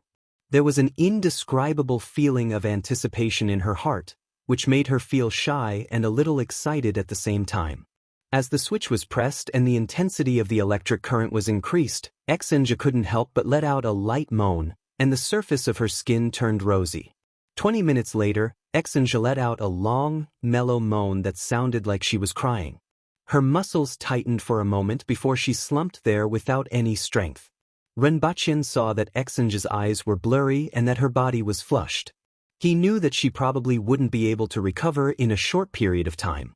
He had to admit that Exange was extremely attractive at the moment. She was like a ripe fruit with a fragrant smell that made people want to pluck it and taste it. Such a woman made people want to conquer her. Fortunately, Renbachien had good self-control.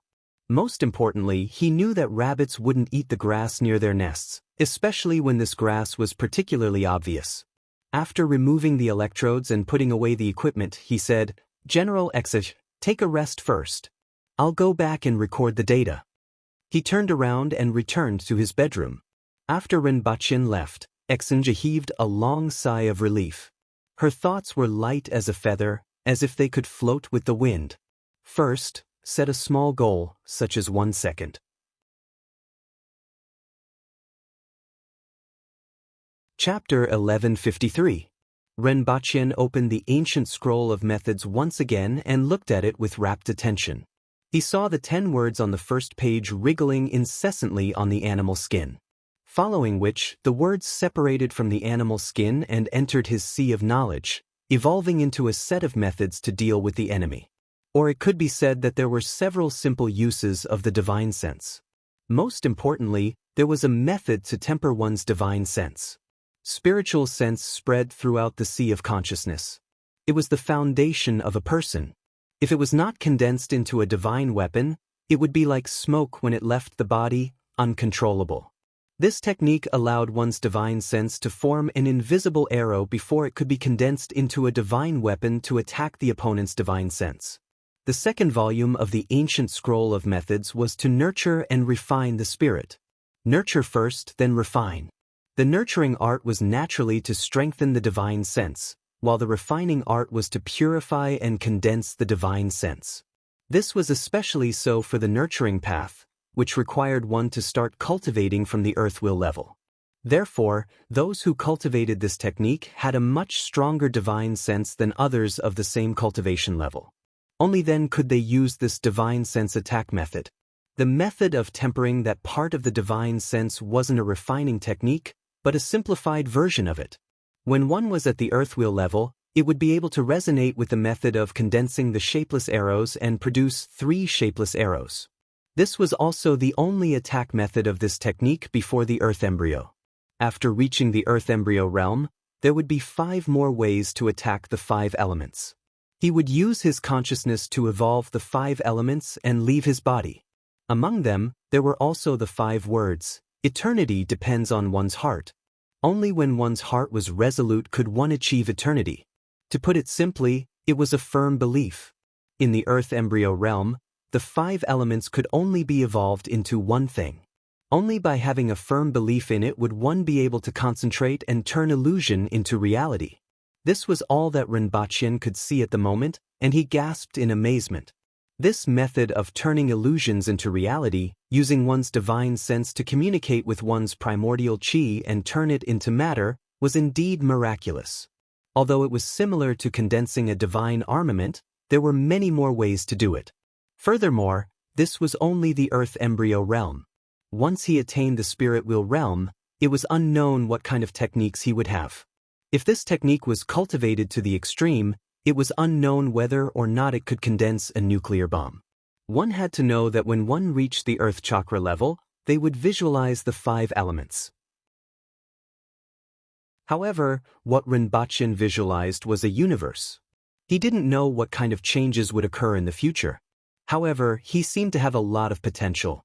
Materializing a world was something he did not even dare to think about, nor was it possible. However, if he continued to cultivate, he might be able to regain his authority as a husband one day. When Renbachien thought of this, he felt great. Just as he was about to enter visualization, he felt as if there was an additional hole in the palace. All the air was pouring into that hole. When he sensed it again, he realized that it was the palace where 2 flowers lived. Has Duo Hua reached the cardinal heaven level? Renbachien looked up at the sky and saw that it was already dark. He hurriedly left the palace and headed in the direction of the hole. "Your Highness." He saw Exange standing in front of the palace courtyard. There was no lingering emotion on her face, and there was no change in her gaze either. It was as if nothing had happened. "Is it Erhua?" Renbachian asked immediately. Yes, princess. Exinja replied. To advance to the cardinal heaven level? Renbachian asked again. This was the first time he was in close contact with someone who had advanced to the cardinal heaven stage. Princess has long reached perfection. Today, you have finally broken through that obstacle. Now, the qi and blood in your body have fused together with your vital energy, turning into blood essence. Your Highness should instruct the imperial kitchen to prepare more food. After all, the princess is hungry now. Renbachian nodded and gave the order. Immediately, someone went to inform them. Duo Hua needed to prepare at least 500 kilograms of meat to replenish the qi and blood in his body for this breakthrough. Renbachian stood in front of the palace and waited for Duo Hua to complete his breakthrough. After standing there for a while, he suddenly felt something moving under his feet. He carefully sensed it for a long time before he realized that when Duo Hua broke through to the cardinal heaven level, not only did the wind and clouds move, but the earth fetus also moved. The earth was like a living creature that breathed in and out vital energy. So this is the movement of the earth fetus. No wonder it's called the earth fetus.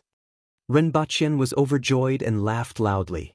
He originally thought that he would need to accumulate a little more, but he didn't expect it to happen so naturally now.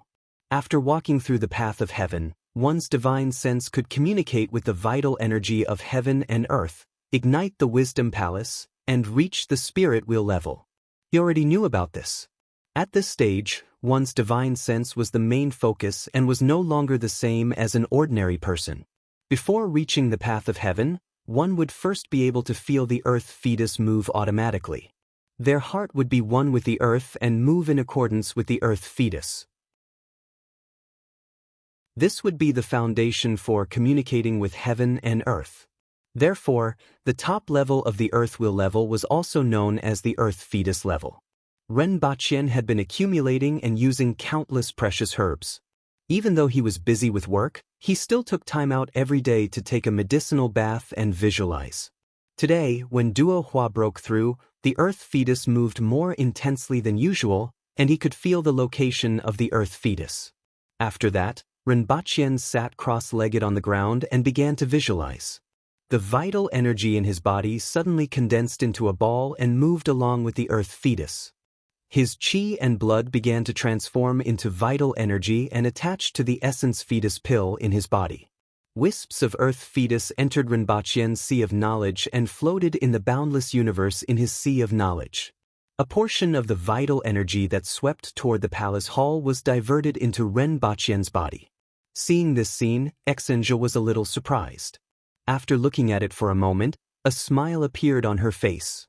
She turned around and asked someone to inform the imperial kitchen to prepare more meat.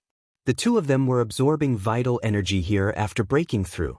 For a moment, two tornadoes, one big and one small, formed above the palace and sucked in all the air in the area. Although it was only limited to the palace, many people outside could sense it. Tong Jinye sat in his room, sensed it for a moment, and grinned. The big one is the princess, and the other is breaking through to the harmonious realm. Only Zhao Prince Consort can cause such a strange phenomenon. Zhao Prince Consort's cultivation speed isn't slow, but the princess is only 8 years old this year. Such talent is rare, and I have to prepare a generous gift for her tomorrow. Qing Lian was in the Honglu bureau.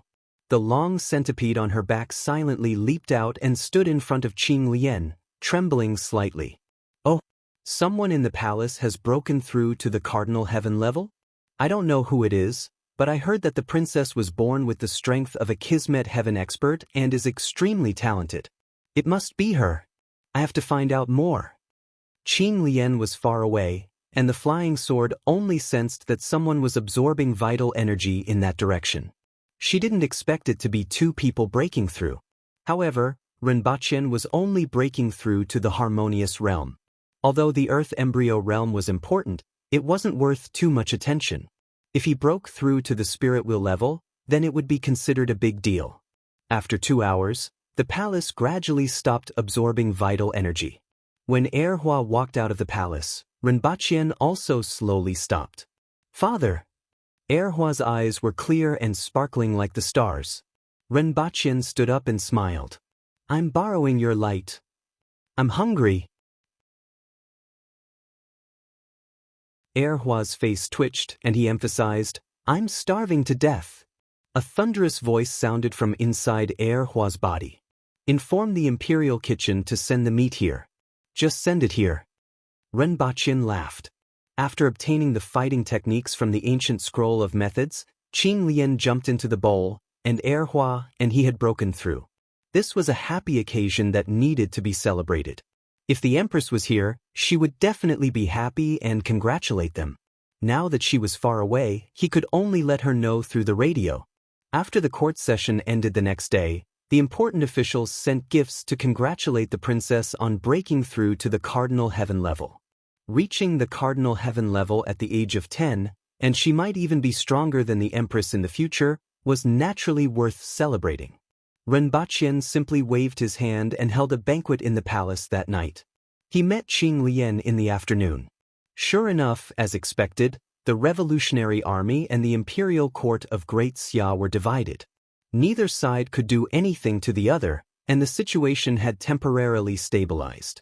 Qing Lian saw that she had no hopes for fame and fortune, so she simply abandoned Su Qing and came to Deyo to study mathematics. Renbaqian originally wanted her to take up a position, but after discussing it with her, he agreed to let her teach at the Black Bamboo Academy. She would teach advanced mathematics and research mathematics at the same time. At the same time, she would be able to participate in some of the experiments and research at the academy. She was mainly in charge of mathematical calculations, which was of great use and could promote a lot of research progress. She was originally a classmate and the last transfer student to arrive, but now, she had become a mathematics teacher. Naturally, this caused some trouble in the academy. In particular, Tong Lan, who had never been on good terms with her and even fought with her, almost broke her teeth from gritting them. Erhua had to stay at home for half a month to control her increased strength. With this breakthrough, Erhua's strength increased by more than 500 kilograms, and the power that she could unleash when she attacked increased several times. On the other hand, Renbaqian's strength didn't increase by much, only 100 kilograms. However, he still needed a few days to feel the pulse of the earth and stabilize his realm.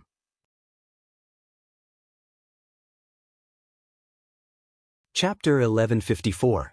On a mountain 50 kilometers away from the Wall of Two Worlds, the Empress was sitting in red. Behind her were the ferocious men from the martial arts hall, and not far in front of her were Li Fu and the others. Among them, the most eye-catching person was the one sitting cross-legged beside the Empress. He was covered in black armor, and his face couldn't be seen clearly. There was only a ball of essence and blood protecting his chest that pulsed like thunder every 2 hours. His blood was like a river that had opened the floodgates.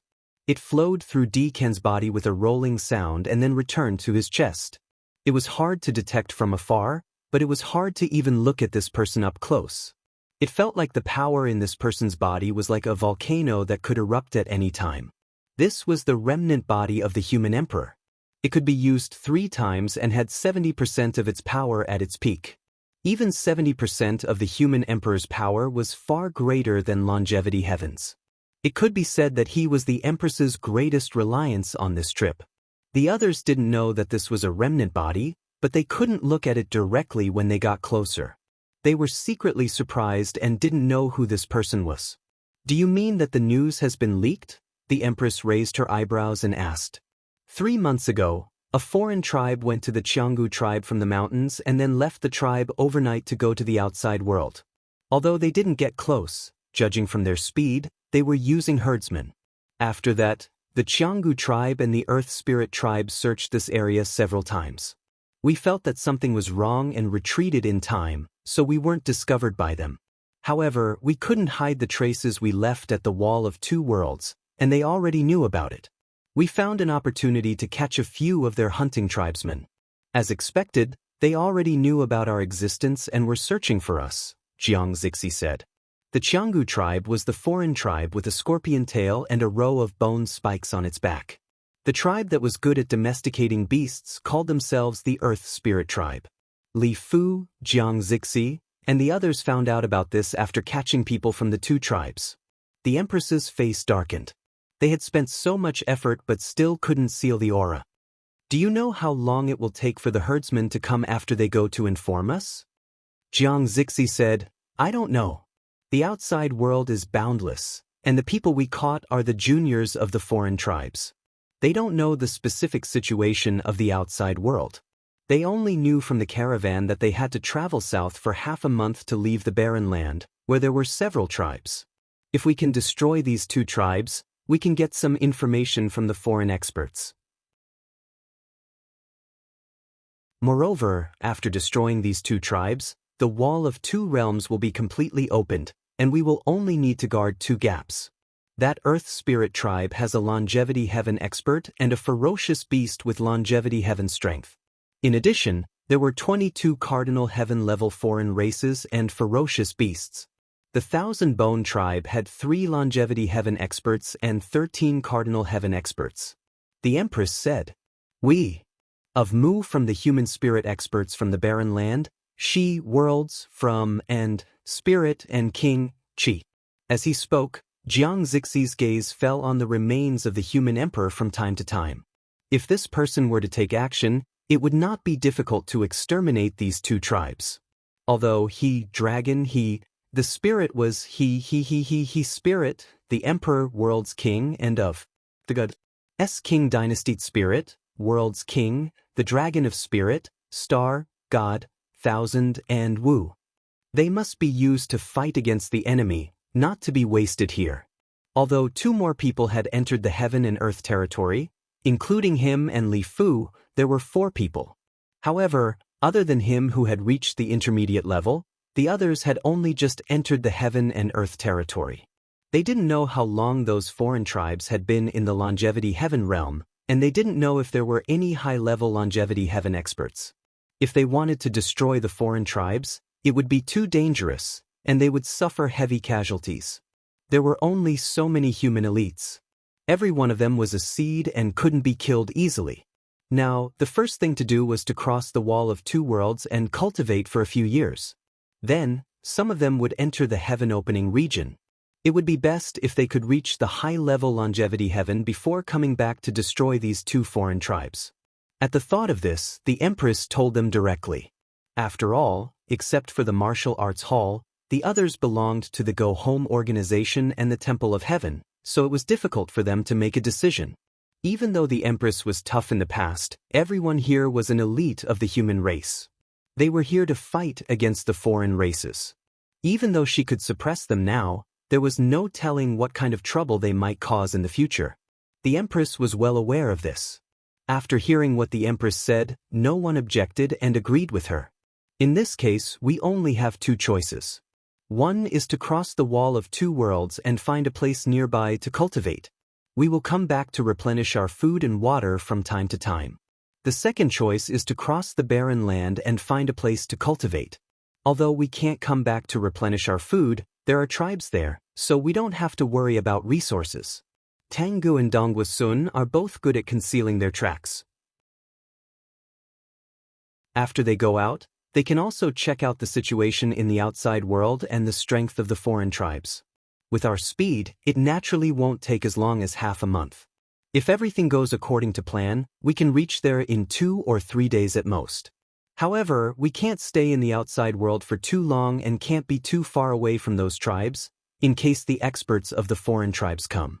Without us around, I'm afraid no one in the human race can stop them, Ma Hongyu said in a low voice.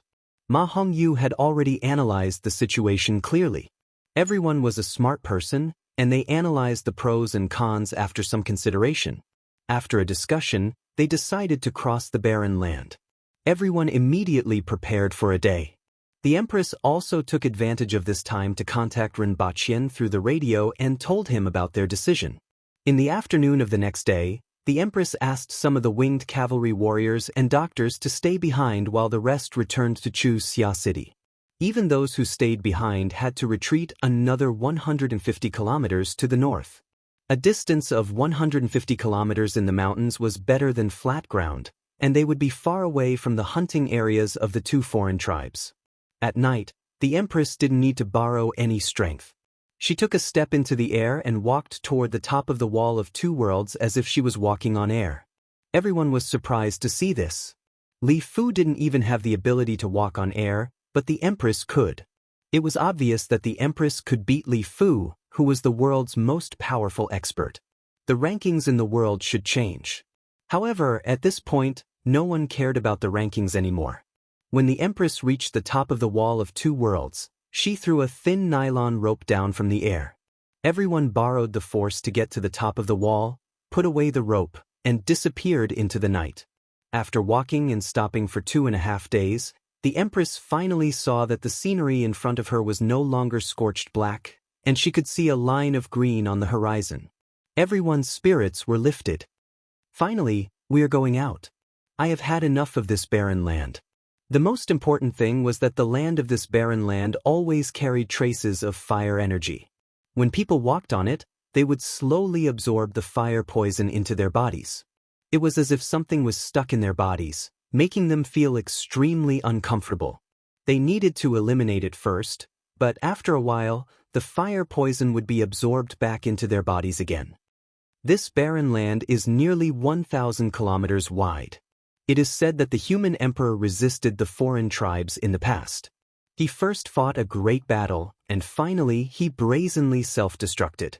If this legend is true, I really don't know how powerful the human emperor is. Just how powerful would those foreign race experts be? Gao Yi sighed. As soon as he said this, everyone's expression changed. If someone could really achieve such great power, they could easily destroy the human race. What could the human race use to resist them? No, there must be a reason for this. You don't know the specifics, so don't think too much about it. The Empress shook her head slightly. The remnant of the human emperor could exert 70% of its original strength, and the qi and blood in its body were as vast as the sun and surging like a volcano. It was indeed amazing. However, it definitely couldn't reach the level of 1,000 kilometers of barren land. What does Emperor Qi know? Tao Qian asked curiously. You will know in the future. The Empress didn't tell them about the remnant of the human emperor's body. At present, only she, Li Yuanzhu, and Lin Dong knew about it. Along the way, everyone had to stop to rest and eliminate the fire poison because their bodies were invaded by the fire poison. Now that they could see the horizon in the distance, they perked up and finally walked out of the barren land after 2 hours. What greeted them was the vitality that was 30% more abundant than the areas they had passed through before. I didn't expect the vitality here to be so abundant. They had traveled from the 60,000 mountains to the barren land and then crossed the barren land to arrive here. The vitality in the surroundings had been increasing, making them feel like they had suddenly become rich and extremely excited. The Empress thought for a while and said, "This may not be the place with the most abundant vitality. This is still the periphery. The vitality in the depths must be more abundant." It's very likely. Everyone agreed. The vitality here is enough for us. Let's check if there are any tribes around and then find a secret place to cultivate in seclusion, the Empress said. They were all elites of the human race who had been cultivating in places with little vitality. It was unknown how much effort they had put in to get to where they were today. Their martial arts, temperament, and self-awareness were all incomparable to those of the foreign races who had been cultivating in places with such abundant vitality. Now that they were here, they felt that the calmness in their bodies had begun to loosen. They would probably be able to make progress in a short period of time. They rested for a while and ate some food to recover their energy and blood essence. Afterward, a few experts who were good at concealment and speed went in different directions. This is a good place. If I stay here for a while, I might be able to catch up with that person, Zhu Puhua thought to herself. It wasn't that she had any thoughts about the Empress, but that she simply admired her and pursued power. Although the martial arts hall's villains obeyed the Empress's orders, they were both respectful and envious of her cultivation level. It would be best if they could catch up with her. Moreover, the people of the martial arts hall were also comparing themselves with each other. The Empress sat cross-legged on the ground and took a deep breath. If she was in the capital, this breath would be like a tornado or a kuan swallowing the sea. The wind and clouds within a radius of a kilometer would move. But here, it was only within a radius of a few dozen meters. What everyone wanted was the vitality in the air. Vitality was originally scarce, and breathing it in would naturally have a great impact. That was why Erhua's breakthrough was so dramatic. As a result, when Erhua was born, it caused a stir in Wuji City. It was because the vitality on Earth was inferior to that of Dayo, and Dayo was far inferior to this place. If the triangle star field hadn't been discovered, the highest level of martial artists on Earth could only be at the advanced level of the Earth wheel. Eventually, because of the lack of vitality, the Earth veins wouldn't flourish, and they wouldn't be able to reach the Earth embryo realm. Now that the triangle star field had been discovered, the martial artists on Earth had a place to cultivate.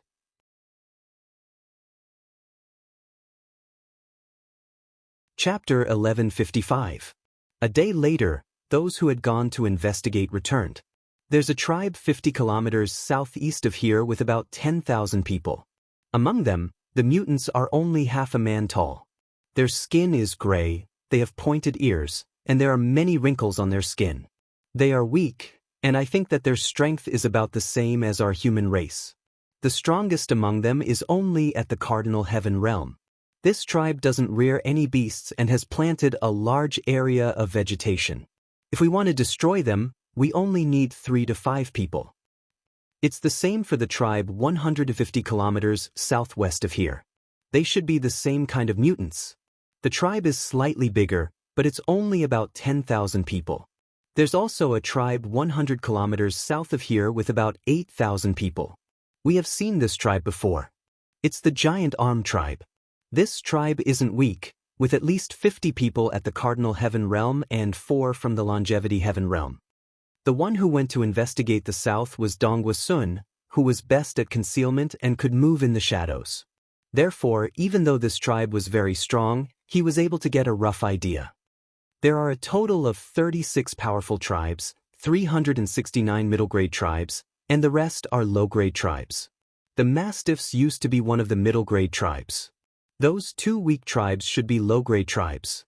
The giant arm tribe should be a middle-grade tribe. If I'm not wrong, they should be the low-grade tribes in the surrounding areas ruled by the middle-grade tribes. In a larger area, they should be the low-grade tribes in the areas ruled by the powerful tribes, the Empress said after pondering for a while. Emperor Qi's guess is right. When I was hiding in the dark and overheard the conversation of the giant arm tribe, I found out that this place is under the jurisdiction of the Stainless Heaven Lord, who is the strongest expert of the Wooding tribe, one of the 36 powerful tribes. Everyone's expression changed. What else did you hear? The Empress asked. There's a big city 5,300 kilometers south of here called Stainless City. It's the residence of the indestructible Heaven Lord. The tribes in the southeast and southwest should be called Grey Thorn. Every year, they have to offer tributes to the Giant Arm tribe, and the Giant Arm tribe has to offer tributes to Stainless City every 3 years. This year is the year of the tribute, and I overheard it when someone from the Giant Arm tribe talked about it, Donghua Sun said. You've done a great service, the Empress praised. It was just a coincidence of fortune, said Donghua Sun with a smile. Donghua Sun had obtained quite a bit of information during this trip, and it was especially related to the existence of Stainless City. At the very least, all of them were slightly prepared. Is there a suitable place for us to stay nearby? Li Fu asked. 350 kilometers to the west, there's a mountain range. Perhaps we can temporarily hide there.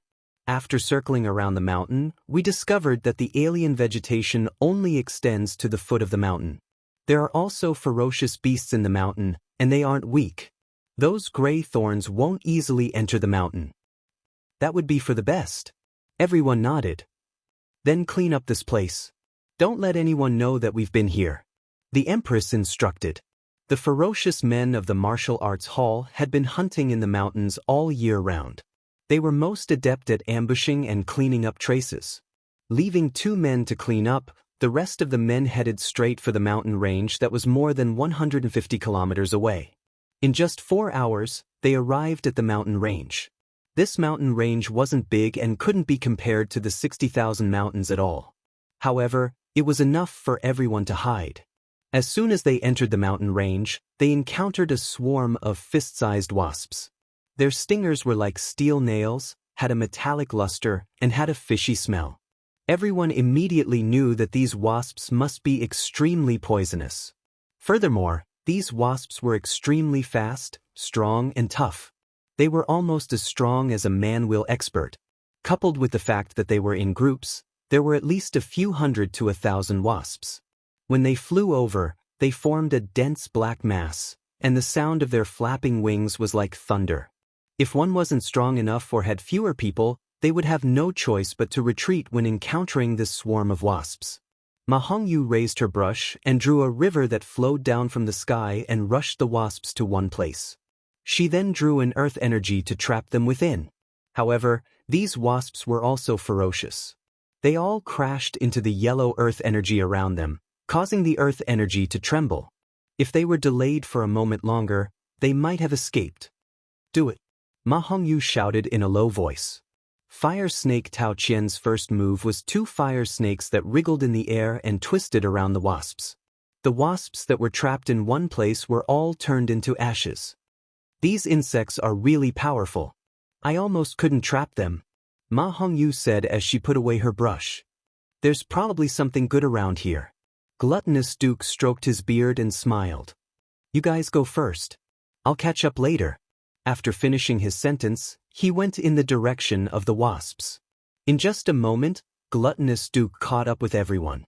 He was carrying a beehive that was even bigger than him, and an alluring sweet smell came from it. Everyone chuckled when they saw his appearance. He was indeed worthy of his title as Gluttonous Duke. Everyone found a peak in the mountain range. From here, they could barely see the direction they came from with binoculars. If someone passed by, they would be able to detect it as long as they didn't hide their aura and didn't move too fast. Furthermore, the vitality here was 10% thicker than at the foot of the mountain. It could be considered a treasure land. There's a ferocious beast in that direction. Based on its aura, I'm afraid it's close to the strength of longevity heaven, someone said as he looked to the west. It's only 1 mountain away from here. Why don't we kill it first to avoid trouble? Gao Yi, why don't you and I take a look? Li Fu stood up and said.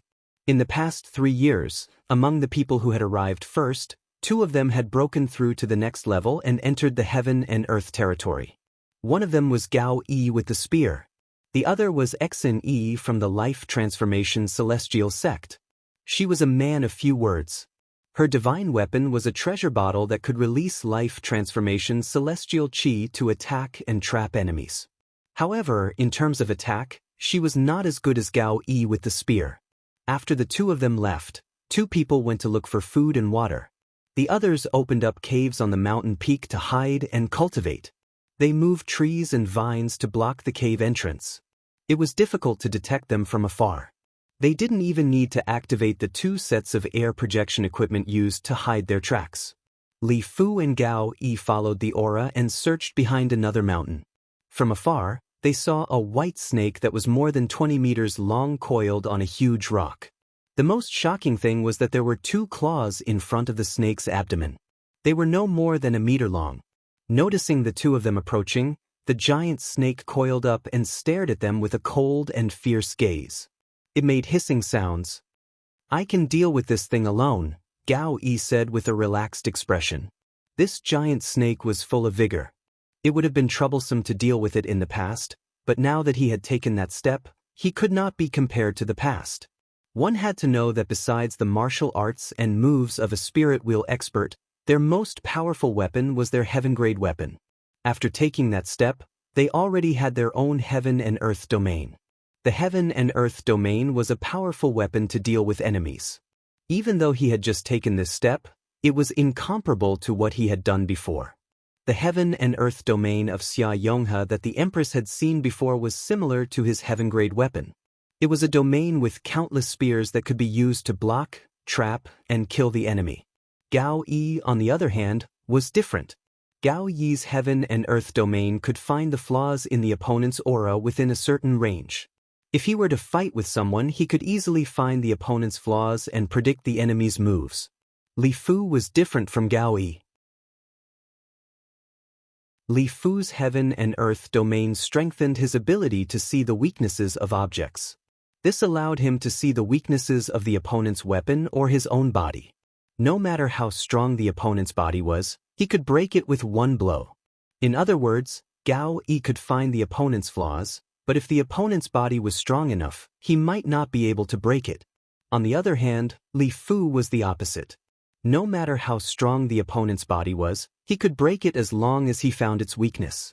However, if he couldn't find the opponent's flaws, he might not have the chance to attack.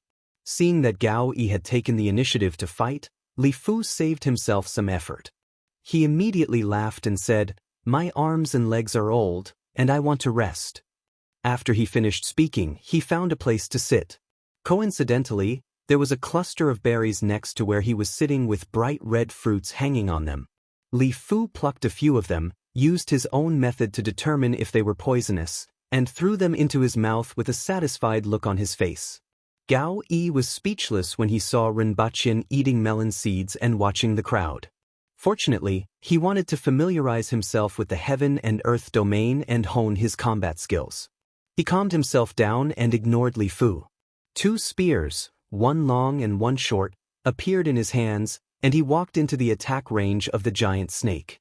He activated the qi activity in his body and combined it with his divine sense to sweep outwards. Immediately, he felt his 5 senses become clearer, and he could sense every movement within a 10-meter radius like the back of his hand. At this moment, Gao Yi felt a warning in his heart. His body swayed to the side, and he just happened to dodge the white snake's attack. He raised the short spear in his hand and felt as if he had hit an extremely solid object. A string of sparks appeared on the scales of the white snake. The giant snake's attack missed, so it took the opportunity to coil around him. However, Gao Yi was already prepared. He turned his body 7 or 8 times and took advantage of the situation to move near the giant rock. His long spear touched one of the scales, and a bloody hole appeared on the giant snake's body. However, compared to the giant snake's body, this bloody hole was like a needle. At most, it felt a little pain, but the ferocity in its eyes deepened. It retracted most of its attention from Li Fu and attacked even more fiercely. The 2 sides fought for a while. Gao Yi attacked with his long spear and defended with his short spear. He either dodged or blocked, but the giant snake couldn't do anything to him. Instead, it suffered many wounds and bloodstains, and the surrounding trees and rocks were all swept away. The giant snake felt that something was wrong. The enemy in front of it was difficult to deal with, and it couldn't be compared to its previous opponents. Not far away, there was another person who gave it an extremely dangerous feeling, and it wanted to retreat.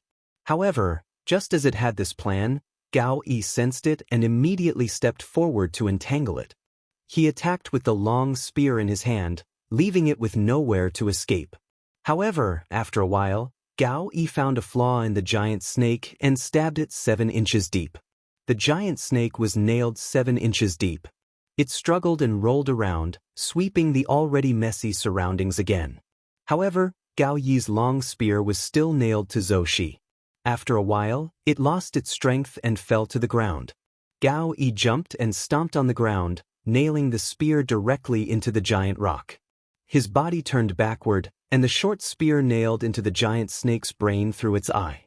The giant snake's body slightly twisted a few times, and finally, it stopped breathing. The 2 of them dragged the giant snake back. The snake was dozens of meters long, and its meat was also more than 1,000 kilograms. However, it was only enough for them to have a sumptuous meal. Next, they had to cultivate while looking for food. Fortunately, there was no lack of water and ferocious beasts in this mountain range. There were a few beasts with similar strength to this giant snake, but they were in deeper places. They didn't bother with them for now, and they could hunt them for a sumptuous meal in the future. Although one of the herdsmen went to inform them, everyone knew that the other party wouldn't arrive so soon.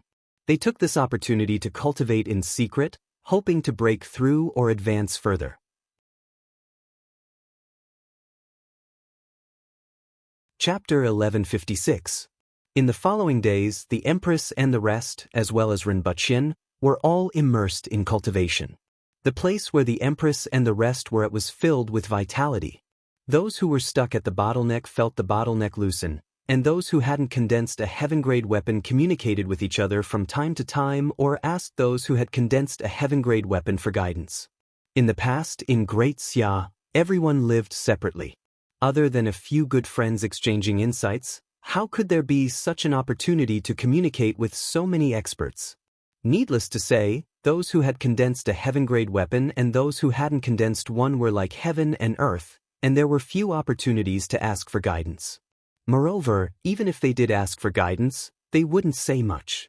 Many of their experiences were secrets that were passed down from generation to generation. However, it was different now. The foreign races were the enemies of the human race, and everyone was alone outside the human residence. If someone asked for guidance, they would be satisfied.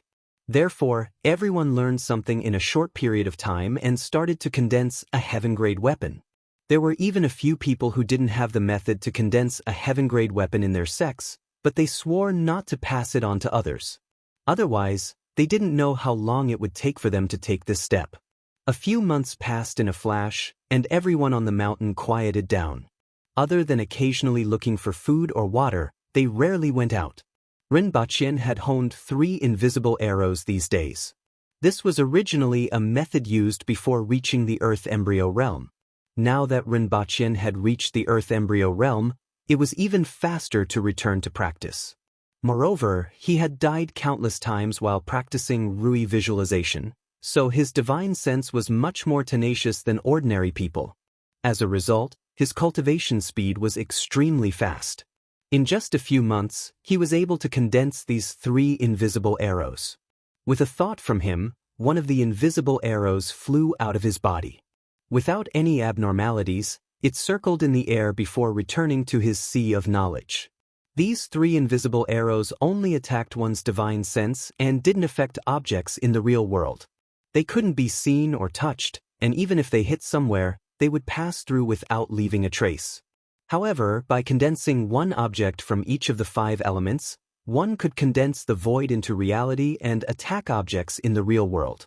This ancient scroll of methods is so closely linked. First, I practiced Rui visualization, died countless times, and condensed my divine sense. Next, I recuperated and condensed the invisible arrows. Previously, when he was resting, he needed to visualize the 5 elements and see how they evolved and changed. Then, he would condense the 5 elements and create something out of nothing. He didn't know what kind of person could create such a cultivation method. There were no related rumors in the various myths on Earth, so it shouldn't be related to Earth. If he continued to cultivate step by step, he would be different from the warriors and aboriginals of Great Xia. The martial artists of Great Xia used the weapons and techniques that they had originally cultivated as their foundation. The divine weapon and the heaven and earth domain were either extensions or supplementary. On the other hand, the aboriginals only cultivated their flesh and blood to fight with their physical bodies. They condensed their divine soul and physical body into one, and did not cultivate their divine soul at all. On the other hand, this cultivation technique completely eliminated the aspect of physical combat, and it used the soul as the foundation to develop all changes. If one were to compare the sword sect to the master of Qi, the aboriginals would be the sword sect, while the warriors of Great Xia would be both the sword sect and the master of Qi. Rinpoche pondered for a moment and gained some insights. He wanted to test out the power of the invisible arrow, so he called Exenja over. Although the aboriginals didn't cultivate their divine soul and physical body were condensed into one, and they couldn't be easily shaken. Furthermore, Exenja was a cardinal heaven expert, which was one realm higher than him. He probably couldn't do anything to her. Your Highness, who was dressed in armor, strode into the hall and cupped her hands. Why are you looking for me, Your Highness? I've practiced an offensive technique and want to test out its power, Rinpoche said bluntly. Exenja was stunned to hear this. Zhao Prince Consort had been diligently cultivating ever since he attained the Earth embryo realm, but she didn't see him practicing any martial arts. Every day he would just lay down or concentrate.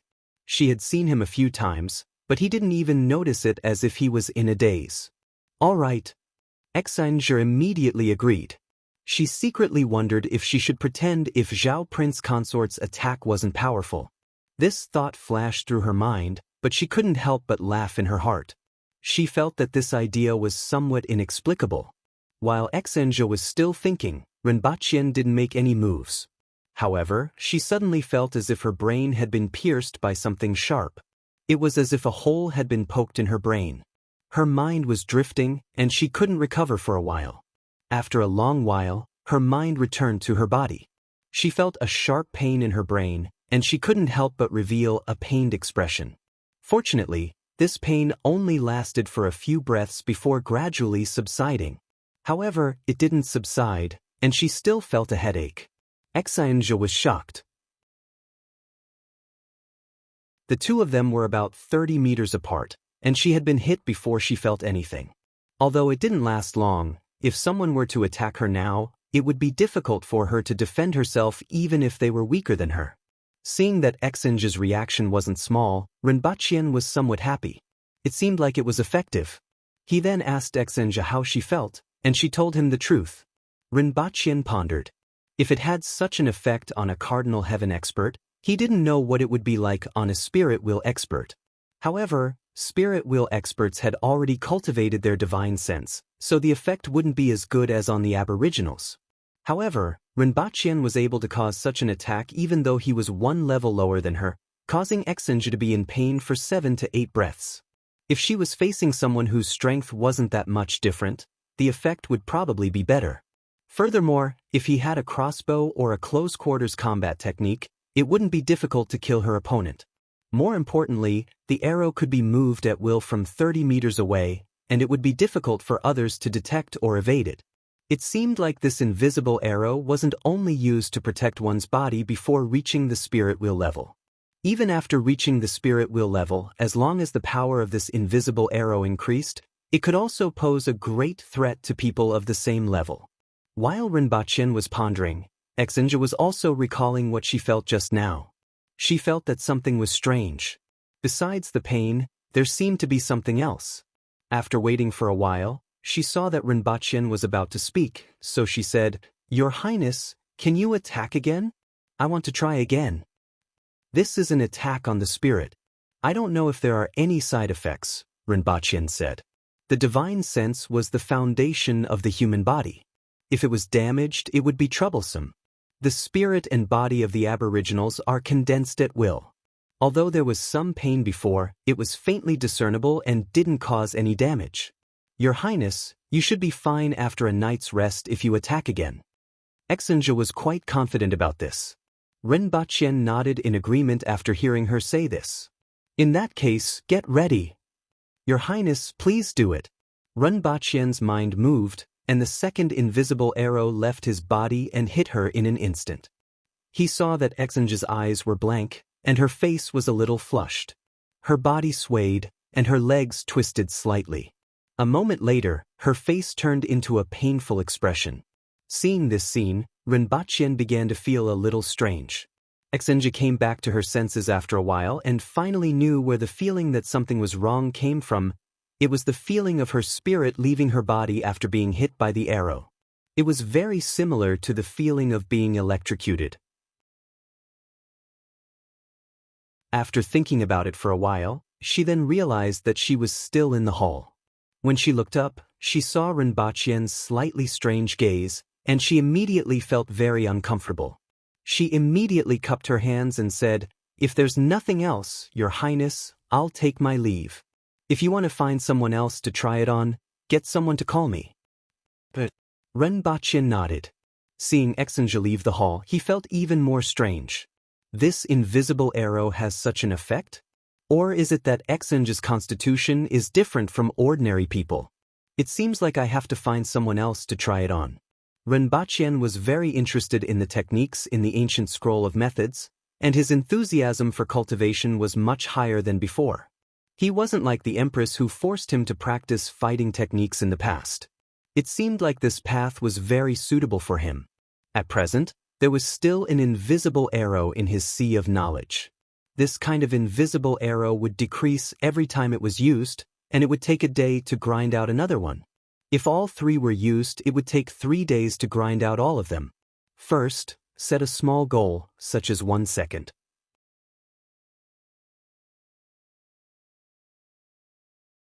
Chapter 1157. Over the next few days, Rinpoche didn't find a suitable candidate to experiment on after grinding 2 more invisible arrows. Instead, his attention was attracted by another matter. Your Highness, there has been progress in the study of vitality. Upon hearing this news, Rinpoche immediately wanted to go to Eternal Mountain. However, after some thought, he gave up on this idea. He asked the person in charge of the Eternal Mountain Laboratory to come to the capital. 2 days later, Rinpoche met with 3 people. The person in charge was a white man named Lloyd Adam. He was a German and an expert in chemistry. The other 2 were white and Latino, and they were both experts in chemistry. These 3 people were also somewhat famous on Earth. They were kidnapped by Rinpoche to be in charge of the study of vitality. Tell me the details, Rinpoche asked as he sat on the sofa. Yes, let me introduce you first. In the previous experiment, we discovered vitality atoms with the element symbol YQ. Vitality atoms are everywhere, whether it's in the air, plants, soil, rocks, humans, or beasts. An individual vitality atom is very active and can combine with a variety of elements, the most important of which is the oxygen atom. After the vitality atom combines with the oxygen atom, it can become vitality particles that can be absorbed by us. Its composition is YQ2O, also known as binary oxygen. Although vitality atoms are active, they are very stable after combining with other elements and are difficult to separate. That was until the black crystal sent by Your Highness. That crystal is composed of ternary silicon sulfide with a structure of YQ3S. This structure is also very stable and difficult to separate even at high temperatures. The vitality atoms play a major role in this. Even if it is separated, the vitality atoms will quickly combine with other elements and react. This reaction can only be stopped under vacuum conditions. However, it can be converted into ternary aluminum sulfide using aluminum. We also discovered a substance with a composition of KUC, cyanide carbide, which reacts with ternary aluminum sulfide to produce relatively unstable ternary carbon. What do you mean by relatively unstable? What's the use of this ternary carbon? Rinpoche leaned forward slightly and asked. Judging from the other party's words, the focus was on this ternary carbon. Ternary carbon is a kind of crystal, but when it comes into contact with air, its structure will slowly change into binary oxygen and carbon dioxide. If I had to describe this process, it would be like evaporation, Lloyd Adam said proudly. Rinpoche did some calculations in his mind. According to the results of the research, 2-dimensional oxygen was the so-called vital energy, and it was the main source of vital energy absorbed by the human body. When it entered the human body, the oxygen and vitality were absorbed by the human body. Ternary carbon could be converted to ternary oxygen. Wouldn't this artificially form an area with higher vitality than other places? Upon realizing this, Rinpoche's heart beat a little faster. The structure of binary oxygen is very stable, right? What's the rate of evaporation? A crystal like this will take about 6 hours to completely evaporate. Lloyd Adam took out a small bottle. It contained a kind of liquid and a white crystal the size of a knuckle on his little finger. Is this the preservation of ternary carbon? How long can it be preserved? What kind of liquid is inside? Inside is unsaturated high-grade fatty acid vegetable oil. Ternary carbon can be stored in it for more than 3 years. That's enough. Rinpoche stood up happily. Something as important as vital energy was actually separated and produced by chemical means in the laboratory. This simply made it difficult for him to calm down.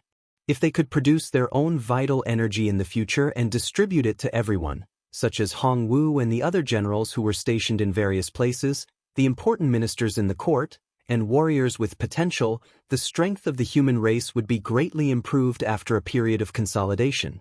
Only a small number of people could pass through the wall between the 2 worlds. Otherwise, they would definitely be besieged by the foreign races. Furthermore, the logistics wouldn't be able to support it. That mountain range could only support the Empress and the others. However, if they could produce vital energy, many people wouldn't need to pass through that area and could improve at the fastest speed. If there was enough ternary carbon, it could even make the vital energy in a space far surpass that of the foreign races outside the wall between the two worlds. The value of this was simply too great. What do you need to produce ternary carbon? Can we only use ternary silicon sulfide? Ren Baqian got up and walked around a few times before asking. Ternary silicon sulfide was the black, translucent crystal that Li Fu and the others had knocked out from the wall between the two worlds. At present, there were still foreign tribes that were too close to the territory of the foreign races. It would be best if they could use something else to replace it. Ternary silicon sulfide is currently the most suitable material to produce ternary carbon in large quantities. As for other materials, ternary carbon may also be produced, but from the looks of the materials we have studied so far, it is difficult to produce them in large quantities, Lloyd Adams said. Ren Baqian calculated in his mind. It seemed that he had to get the wall between the two worlds no matter what. Now that the Empress and the others were cultivating there, it was better not to disturb them. It was said that the wall between the two worlds was vast and boundless, at least 5,000 kilometers wide. There were only 2 foreign tribes, including the one by the sea, and there were only 3 foreign tribes. There was still a large area outside of their control. They should immediately arrange for people to go to the wall between the two worlds, set up a factory, and peel off the ternary silicon sulfide from above.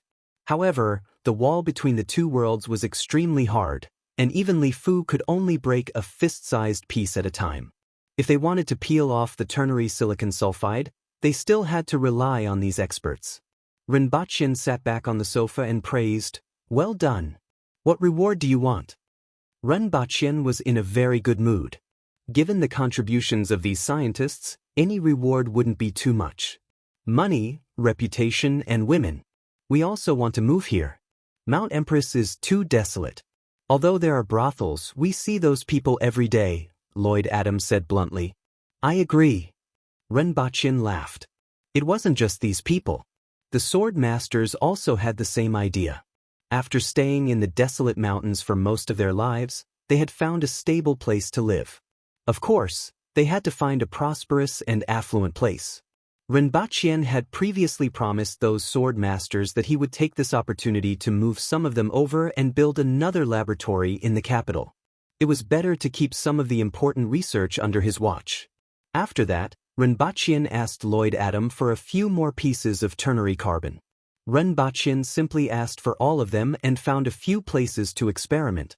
The ternary carbon that Lloyd Adams took out at the beginning wasn't the largest, and of course, it wasn't the smallest either. The smallest was a crystal that was a little bigger than a grain of rice, which was the result of the initial experiment. The best was a white crystal that was the size of 2 fingers. Ren Baqian experimented, took out a piece of ternary carbon that was the size of a knuckle, and placed it on the cloth. As soon as he took it out, he could feel a trace of vitality slowly emitted from it. As he breathed, it was slowly absorbed into his body like a clear stream washing through his body. A small part of it slowly integrated into the blood in his body, while most of it completely dissipated. Ren Baqian had only felt this kind of vitality when he broke through to the Earth embryo realm. After that, he could only feel the movement of the Earth's veins. It was probably because there was too little vitality in the air or because he wasn't strong enough.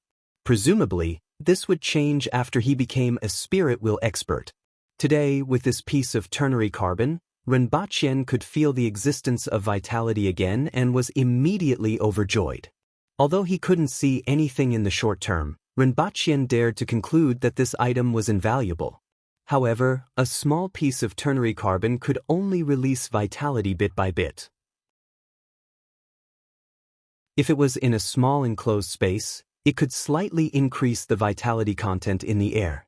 However, it didn't have this effect in the main hall. Ren Baqian could only absorb a very small part of it, and the rest dissipated with the air. Of course, it didn't disappear, but it was like a drop of water falling into the sea and didn't have any effect. Then, Rinpoche took out the two-fingered piece of ternary carbon and placed it in his palm.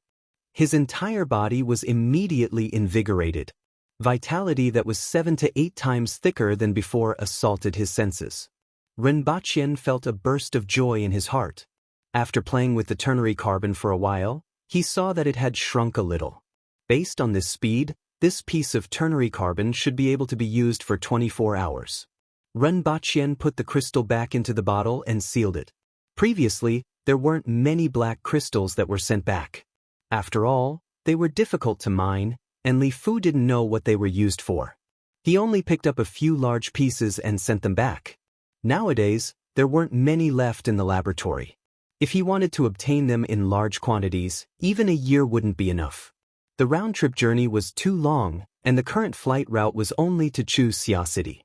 The straight-line distance from Chu Xia City to the Wall of Two Worlds was at least 20,000 kilometers. However, this was in the middle of a mountain range.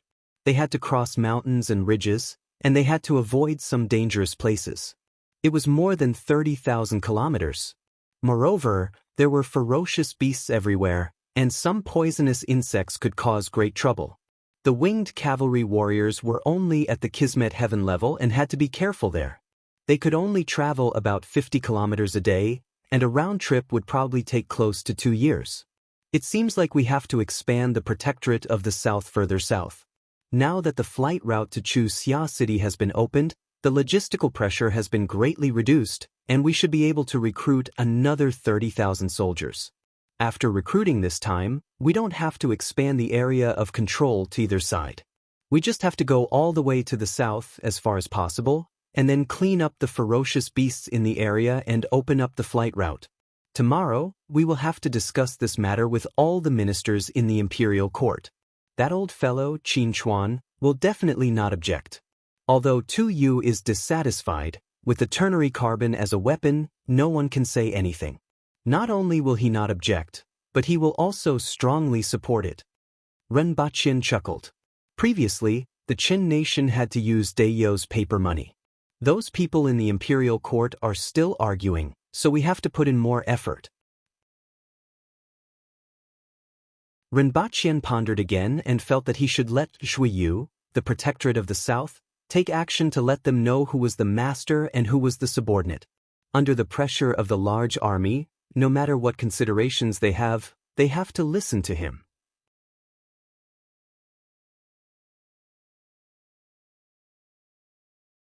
Chapter 1158. The court assembly the next day was as Rinpoche had expected. Qin Chuan wasn't overjoyed about the recruitment of another 30,000 soldiers, but he was happy to see it happen. On the contrary, Tu Wan was extremely opposed to this. The previous economic plunder had just begun and hadn't seen any results yet. There was no surplus in the national treasury, and there were constant major movements in the country. Building roads, railways, laying cables and telephone lines, manufacturing airplanes, and laboratories required a lot of money. Not to mention universal education, which was also a huge expense. At this time, Rinpoche wanted to recruit soldiers from the 60,000 mountains and expand the territory of the Protectorate of the South. It was imaginable that it would cost a lot of money. Furthermore, these weren't temporary expenditures. They had to be invested over the years, and the current domestic taxes and other incomes simply couldn't support them. Tu Wan's pretty face was full of anger, and her aura was fluctuating. If she had a choice, she really wanted to beat up this prodigal in front of her. Zhao Prince Consort had brought about endless changes to Dayo. Today, Dayo was full of vitality, and the capital was changing with each passing day. However, his ability to spend money was also beyond everyone's imagination. Rinpoche already knew what Tu Wan was thinking and didn't say much. He just took out a few small bottles containing white crystals the size of a knuckle. "Take a look at this." Rinpoche laughed. "What's this? Can this thing fill the national treasury?" Tu Wan asked angrily. "This is the reason for the recruitment this time. You will know when you see this." Rinpoche ignored the angry Tu Wan, handed one bottle to Great Elder Shi Qing, and threw the other bottles to the other officials. "What's this? Is it oil?" What's inside? Tong Jingye opened the bottle and asked. Take out the crystals inside and you will know. Ren Baqin laughed. The officials took out the white crystals and looked at them carefully. After a while, their expressions changed. What's this? Tong Jingye was shocked. When he put the item in his hand, he felt a wisp of aura coming from it, which was very beneficial to his cultivation. Seeing their expressions, the others wanted to take it over to take a look. However, the officials held it tightly in their hands and refused to let go. They didn't care about the oil on it and directly put it into their sleeves. This was good stuff. Whoever dared to snatch it would be beaten to death. From top to bottom, they all behaved like bandits. When Ren Baqin saw their expressions, he couldn't help but laugh in his heart. He said, Everyone, you don't have to be like this. This item can only be used for a limited time. It will disappear in a few hours. But if I can achieve what I want, this thing can't be said to be inexhaustible, but it will be enough for all of you to use, and it can even be passed down to your descendants. Hearing this, those people's expressions changed a few times, and they hurriedly asked, Your Highness, what's going on? What was this? Where did you get it? Let the other officials see it first, Ren Baqin said with a smile. Only then did everyone reluctantly take out the ternary carbon and hand it over to the others. The expression of the person who received it immediately changed. He understood why those people were unwilling to hand it over no matter what. A few pieces of ternary carbon were passed around in everyone's hands. Everyone knew how important this thing was. One by one, they looked at Ren Baqin and waited for him to explain the details. This is what we call vital energy. Ren Baqin laughed. The concept of vital energy was actually spread by him. Even the chemical symbol of vital energy was named by him. The place where we live is called the Land of Exile because there is a lack of vital energy here. Her Majesty and the others have already proven this. Outside the wall of the two worlds, the amount of vital energy in the air is more than 10 times more than what we have here. Vital energy is scarce here, and cultivation is difficult. It can be said that it wasn't easy for all of you to reach your current level, and it is admirable. All of you are the pillars of the human race, and you have only reached this step after putting in so much effort. In a place with abundant vital energy, the cultivation speed is much faster than ours. Not only is it easier to break through, but the upper limit is also higher. Currently, only Her Majesty and a few others have reached longevity heaven and heaven opening hell. However, 2 of those experts from Great Xia have broken through after staying at the wall of the two worlds for 3 years. This is because the vital energy there is more abundant than here. We already know these things, but what is this? Could it be that Your Highness has discovered a vital energy mine? Tong Jingye asked loudly. Although it isn't far from it. Ren Baqin smiled and continued, What you see is ternary carbon, which needs to be wrapped in a kind of vegetable oil to be preserved for a long time. After taking it out, it will slowly dissipate and transform into vital energy. This ternary carbon isn't produced by heaven and earth, but artificially produced. Upon hearing this, everyone became spirited. Just like electricity? It's a little more troublesome, but the essence is the same. We use various means to borrow the power of heaven and earth, Ren Baqin continued. Since this thing is artificially produced, there must be raw materials, and the raw materials are the layer of black crystals at the wall of the two worlds. However, the distance is long, transportation is difficult, and it is difficult to increase the strength of the human race. Therefore, we need to expand the Protectorate of the South, expand the area under our control, and extend it in the direction of the two worlds to shorten the distance. Then, we will clear the air route and transport it by plane. This will greatly enhance the transportation capacity and reduce the transportation time. If we can extend the area under our control to the wall of the two worlds, planes can travel unimpeded along the way. In that case, we don't need to worry about the lack of this thing until these things are mined. The wall of the two worlds is 3 kilometers high and 10,000 kilometers long. I don't know if it will last for hundreds or thousands of years, so we naturally don't need to worry about this. As soon as Ren Baqin finished speaking, everyone understood. This matter is indeed important. Not only does it concern the prosperity of Dayo, but it also concerns the rise and fall of the human race. However, I have one thing to ask. Can the essence qi released by this 3 yuan or something be more than that? For example, can it be made bigger? Otherwise, it's better than nothing for us. Is it easy to make? Zhui Yan, the Minister of Justice, stepped forward and asked. Of course it can. A piece of ternary carbon that's the size of 2 fingers can convert 10 times more vitality. Also, as you can see, these pieces can only be used for 6 hours, but a piece that's the size of 2 fingers can be used for 24 hours. A bigger one can release more vitality and can be used for a longer period of time.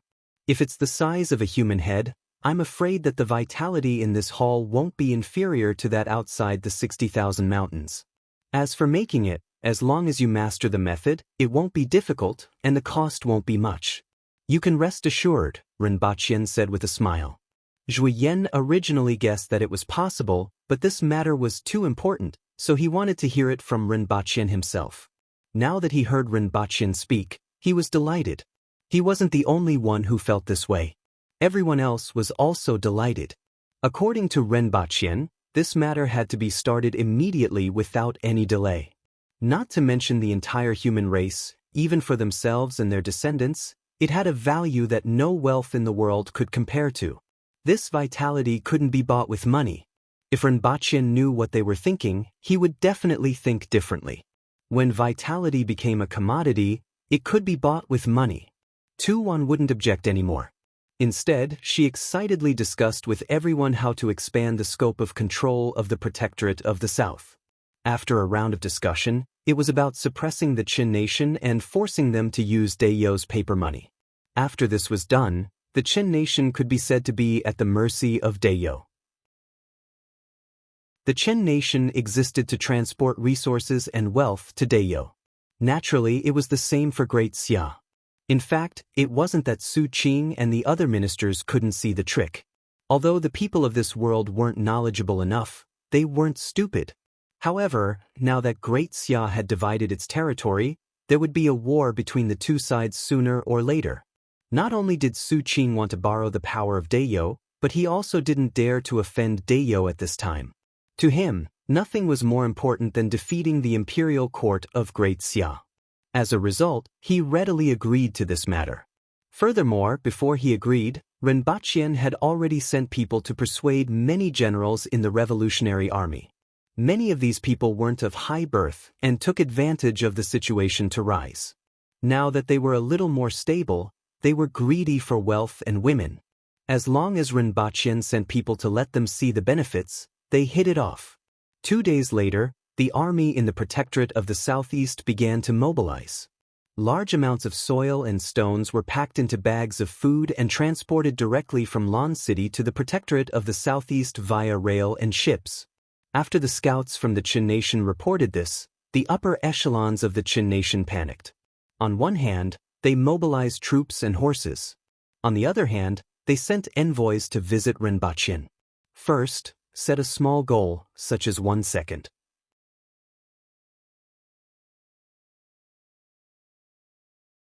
Chapter 1159. The Qin nation was located in a corner. There were many rivers in the country, which served as a natural barrier. Although the Protectorate of the Southeast shared a border with the Qin nation had rarely been affected by Dayo for many years. In addition, it was difficult for the Yun nation's emperor's decree to enter each city. Each city lord was independent, which was worse than the Qin nation. Therefore, the Qin nation could be said to have no foreign enemies. For the past 200 years, it had been a period of peace and prosperity. There were many beautiful women in the country, delicious food, intoxicating wine, luxurious enjoyment, and comfortable enjoyment. It was the same from top to bottom. The Temple of Heaven had originally ranked the top 100 experts in the world, but only 2 of them were from the Qin kingdom, and their rankings were not high. After Dayo annexed the Yun nation, although the monarch of the Qin nation wanted to make progress, it was already difficult to reverse the accumulated abuses in the country. In addition, the monarch of the Qin nation wasn't a wise monarch, so he had no choice but to send envoys to Dayo to deliver tributes, hoping that they wouldn't offend the empress. Figuratively speaking, it was the thought of a small country seeking perfection. A few months ago, Dayo sent someone to pay a visit to many of the Qin nation's ministers and explained Dayo's request to them. Some of them were convinced. After all, the Qin nation loved exquisite items and luxurious clothes. Dayo's glass, mirrors, clocks, and spices, as well as the Yun nation's silk, jade, and gemstones were all what they wanted. However, many people objected to the idea of using Great Xia's banknotes. From their point of view, paper money could be had as much as one wanted, and gold and silver were the real deal. Moreover, there were also a few people who felt that something was wrong, but they didn't know what exactly was wrong. Thus, the imperial court argued for a few months. However, when the Protectorate of the South made its move, the entire state of Qin immediately felt that a calamity was upon them. Although there were many rivers and waterways in the Qin nation and Dayo wasn't good at water battles, the Yun nation wasn't bad. It was just that the cities in the Yun nation were originally not only loosely connected, but there were also many grudges between them. As a result, the Qin nation had been peaceful for more than 200 years. If the Yun nation's navy joined forces with Dayo's experts, the result would be obvious. Dayo would probably follow in the footsteps of the Yun nation in a year and a half. The court, which was originally quarreling endlessly, immediately became unified. They repeatedly visited the envoys sent by Dayo and allowed the envoy who had stayed in the capital for several years to seek an audience with Rinbaqian. Rinbaqian waited for the Qin envoys to leave before bursting into laughter. The entire Qin nation was really unbearable. It was said that the envoy from the Qin kingdom consumed rune stone powder, which was similar to marijuana. Many people in the Qin nation loved this item, especially among the aristocratic families. This item was extremely common. It was clear how rotten the Qin state was. It was no wonder that the empress didn't like them and would kill every envoy that came. Rinbaqian subconsciously wondered if he should give them some white powder. However, after thinking about it for a while, he discarded this thought. It wasn't that this thing couldn't be made, it could be made in Dayo. Moreover, he could amass a lot of wealth in a short period of time. However, it was inevitable that this thing would spread to other places, and in the end, it would lead to endless disasters. On the contrary, it would be better to rear some scorpions. The Aboriginals loved scorpion tubes. Although the effects were similar, they were not addictive. Some of the poison was not harmful to the Aboriginals. Moreover, scorpions could be used as both poison and food. This thing was much easier to control than the white powder. After sending off the Qin state's envoy, a few days later, the envoy returned with news that the Qin state had agreed to the original request. Immediately, Rinbaqian asked someone to use paper money to exchange for a sum of gold and silver from the Qin state. However, this fluctuation in price was like a knife to the Qin state. Then, he asked the caravan to transfer some goods to the Qin state. As previously mentioned, they used paper money to trade. The people of the Qin state had less paper money, but more goods. This made them feel a lot more relieved. Although they paid a slightly high price, they finally got something back. Although some people still felt that there was a problem, they couldn't figure out what the problem was.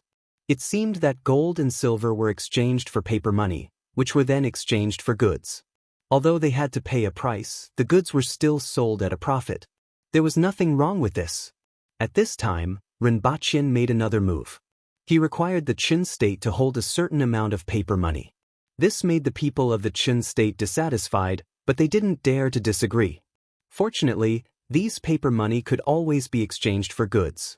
Just like this, Rinbaqian gently pushed two moves and obtained a large amount of money and profits from the Qin state. That's right, Rinbaqian required the Qin state to hold a certain amount of paper money. In other words, it was equivalent to not having to return the money.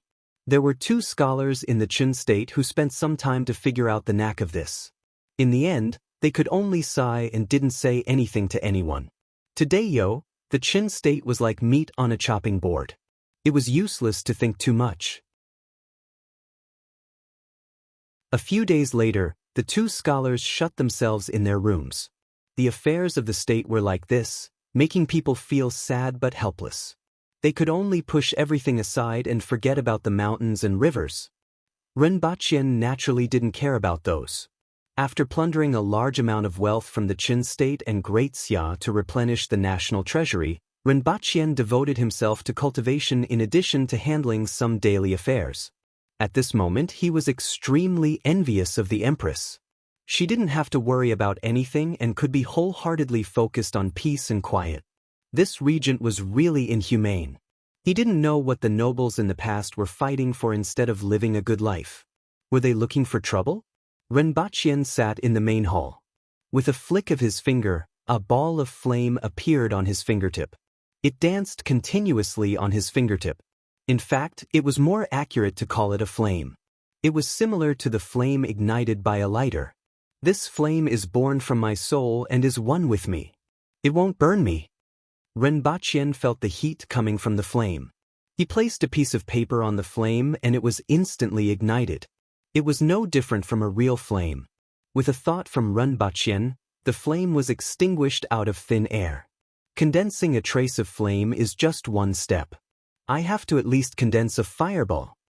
Rinpoche muttered to himself.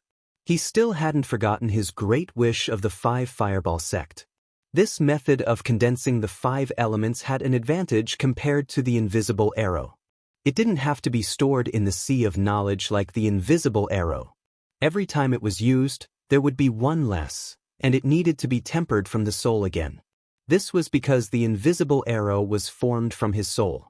This method of condensing the 5 elements was different. It was observed by the soul and condensed by the heart. When it turned illusory into reality, it was formed by condensing the vital energy in the air and could be used at will. However, doing so would tire the soul. If it was tired to a certain extent, it would be like a sorcerer who had run out of energy and could only swing a stick to hit people. On the contrary, the invisible arrow existed in the sea of knowledge and had no effect on him. Even if he was extremely tired and couldn't condense a small flame, he could use it as long as there was an invisible arrow in the sea of knowledge. Speaking of which, condensing the illusory into reality requires vital energy. If it's in a place with sufficient vital energy, the condensing effect should be better. Rinpoche took out the largest piece of essence crystal. Essence crystal was a random name that was easy to use and much easier to understand than ternary carbon. After waiting for a moment, Rinpoche visualized it with his mind. A flame rose from his fingertips again. This flame was at least twice as big as the previous one. After proving his conjecture, Rinpoche put away the essence crystal and entered the universe in his sea of knowledge. As he entered the earth embryo, a lot of earth energy entered the sea of knowledge, and the universe changed slightly. Although the changes weren't big, Rinpoche could feel that the universe was a little more condensed and more agile. However, no living creature could appear. He didn't know if it would be possible in the future. Rinpoche didn't know that there was really a living creature in his sea of knowledge. For the past few years, he had been lost in his sea of knowledge. However, the scope of the universe in his sea of knowledge was too large, so he hadn't noticed it yet. A few months later, a fist-sized scarlet fireball appeared in Rinpoche's hand. The flame spun ceaselessly in the shape of a ball and rose again. The problem that Rinpoche faced now was how to throw the fireball. He had just tried to use it like the invisible arrow, but it didn't work. This made him feel that there must be some trick that he hadn't mastered.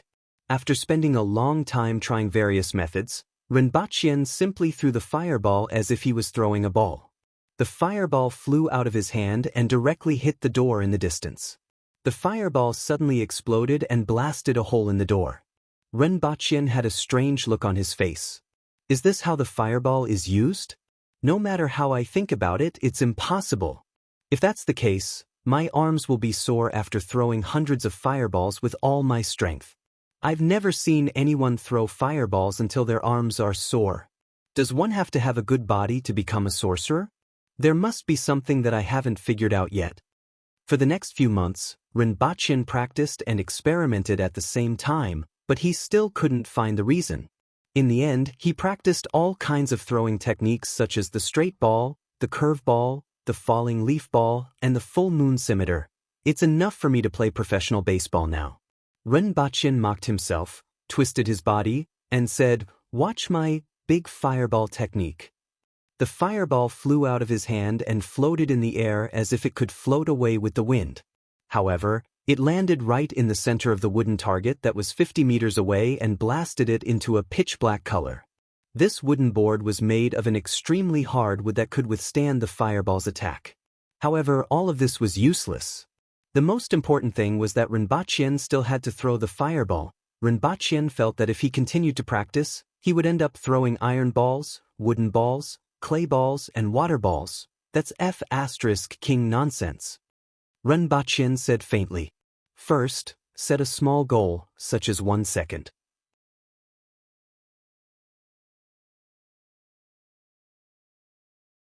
Chapter 1160. Another year had passed, and he had successfully thrown fireballs, earth balls, iron balls, and water balls. He was only short of a wooden ball. However, it was to no avail. He still relied on his hands to throw.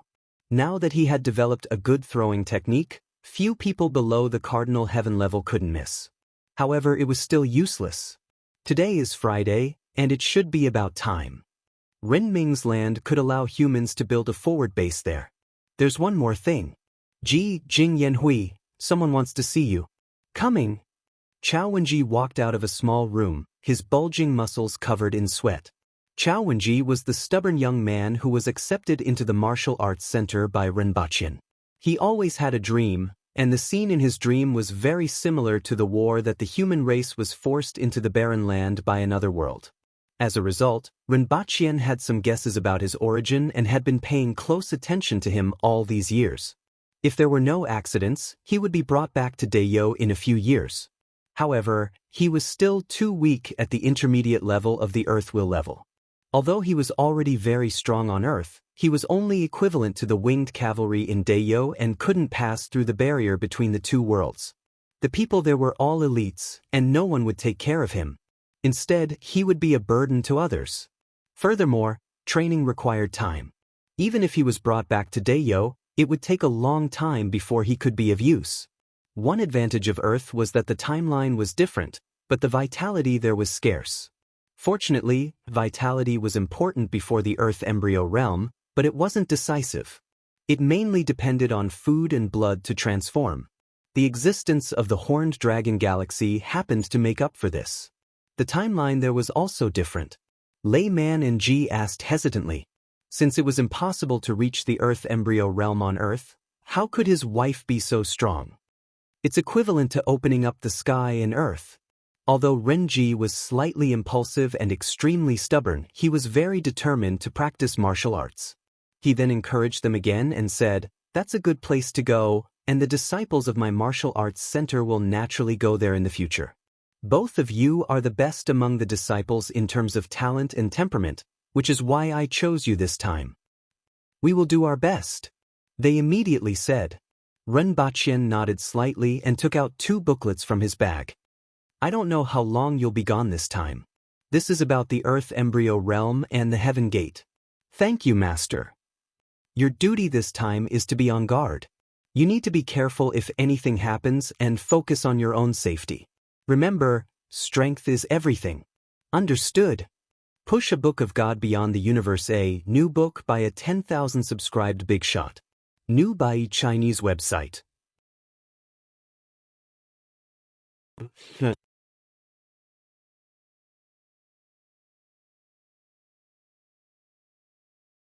Chapter 1161. After an unknown period of time, Chao Wenji woke up from the long darkness.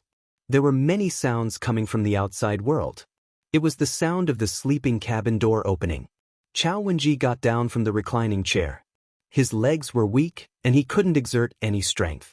However, with the strong physical fitness of an earth wheel expert, it didn't affect his walking. This was an inevitable reaction after a long period of hibernation. He only needed 2 to 3 days to recover. This was known from the handbook that was distributed previously. Are we almost there? Chao Wenji had this thought, and an impatient emotion arose in his heart. The first space voyage wasn't pleasant. After experiencing the excitement of leaving Earth, everyone quickly fell into boredom. Every day, everyone saw the dark starry sky and the distant stars, which seemed to remain the same throughout the years. After 3 days, except for a small number of people, most of them entered hibernation and relied on the computerized intravenous infusion of nutrients to maintain their vital signs. The feeling of having their lives in the hands of others was equally terrible. Fortunately, such days were finally over. He took a step forward, and the door of the sleeping cabin opened automatically. There were very few footsteps in the surroundings. Those who have woken up, please proceed to the hall. Those who have woken up, please proceed to the hall. The voice of the staff on the airship kept coming out. It was better to change that broken voice to a softer, electronically synthesized voice. When he came out of the cabin door, he saw Xiang Yang walking out not far away. "How do you feel?" A gentle and steady voice sounded from the side. It was Jing Yanhui, who had woken up earlier than Renbachin. "Not bad." Chao Wenji shifted his gaze away from Xiang Yang and looked around. Besides Jing Yanhui, there were a few other people who had come out. They were all high-level earth wheel experts from the military. The stronger one was, the faster he would wake up. Those foreigners who relied on mechanical skeletons still needed some time to wake up. Furthermore, it would take a longer time for them to move freely. There were only a few people in the hall. "Good morning, gentlemen. Would you like a cup of warm water?" A lady asked after examining Chao Wenji's body. He was a robot. He looked no different from a human, and his movements weren't stiff at all. But Chao Wenji knew that he needed a cup of water to restore some of his gastrointestinal function. He sat on the sofa and sipped the warm water. He could see the outside world through the projection on the surrounding walls. The boundless universe, an unfamiliar starry sky, and 2 blue-green planets in the distance. Not long after, the hall became lively. Among them, the earth wheel experts from China were naturally in the best condition, followed by those from the Japanese. Their familiarity with and knowledge of China's culture gave them an advantage in learning many martial arts techniques compared to people from other countries. As for the people from other countries, apart from a few Chinese and a few Caucasians, most of them were lucky to be able to walk. "Good morning, ladies and gentlemen." Everyone had just woken up from hibernation, and they must have felt as if they had been given a new lease on life. Everyone can look at the projection on the wall. We have already arrived at the Horned Dragon Galaxy. Rejoice, gentlemen and ladies. We have taken the most important step for humanity. The era of space exploration will be opened by us. The one giving the speech was the vice captain, who was said to be in charge of political work in the army. Chao Wenji wasn't very interested in what he was talking about. He looked at the 2 planets on the projection with some anticipation. Although he was looking forward to improving his strength, he was only at the intermediate stage of the earth wheel. He didn't have the same urgency as Jing Yanhui, who was always stuck at a bottleneck. He was also very interested in extraterrestrial planets. There was still half a month before they arrived at the 4-leaf grass planet. He didn't know who came up with the name. It was probably because the continents on the planet looked a little like 4-leaf clovers. During this half a month, everyone had to adjust their physical condition to the best to deal with the various dangers that might appear on the extraterrestrial planet. From the previous information, everyone already knew that the danger of ordinary life on this planet was only slightly greater than that of life on Earth. However, some individuals were extremely dangerous. Fortunately, they were landing on a continent without extraterrestrial civilization. At the very least, they didn't have to face the aliens at the beginning. They only had to face the dangers brought by wild beasts. 3 days later, Chao Wenji received the latest information on the extraterrestrial planet from the exploration spacecraft that had stopped here previously.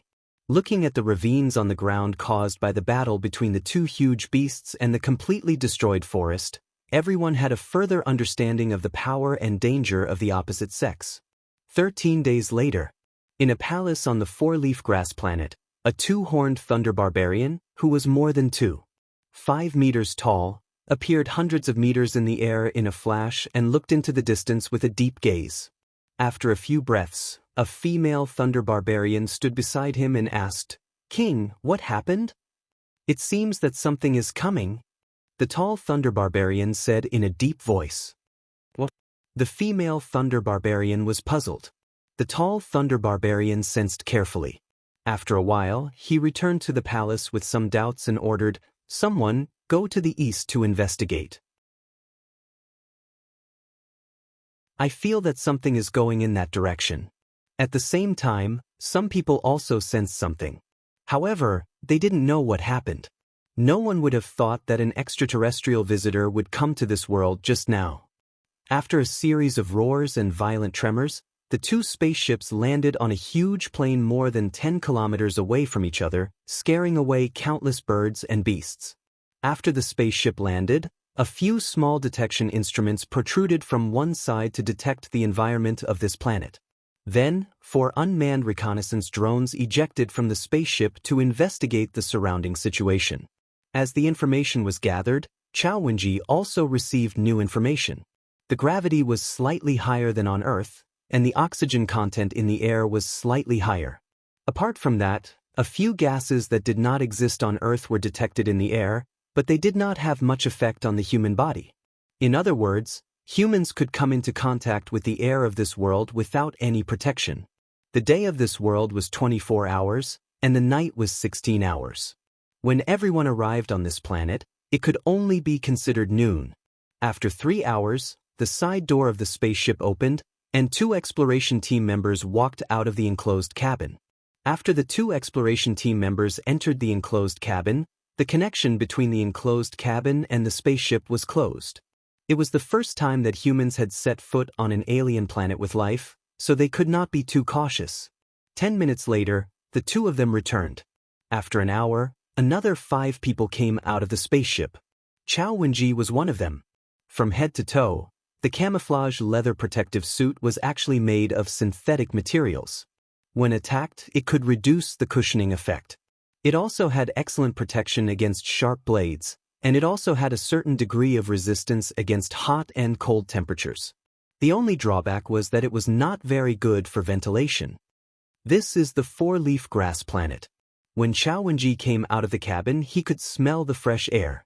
The fragrance of flowers, grass, and other smells were mixed in. It was far more comfortable than the air on Earth. He moved his hands and feet. The gravity was the same as what he knew before. It was slightly higher than Earth, about 1-2 times. It was not a burden to him. He turned his head and looked around. At the end of his vision was an endless plain. Large yellow flowers swayed in the wind. Countless yellow petals rose with the wind. Unknown bugs wandered in the air. Chao Wenji avoided a few bugs.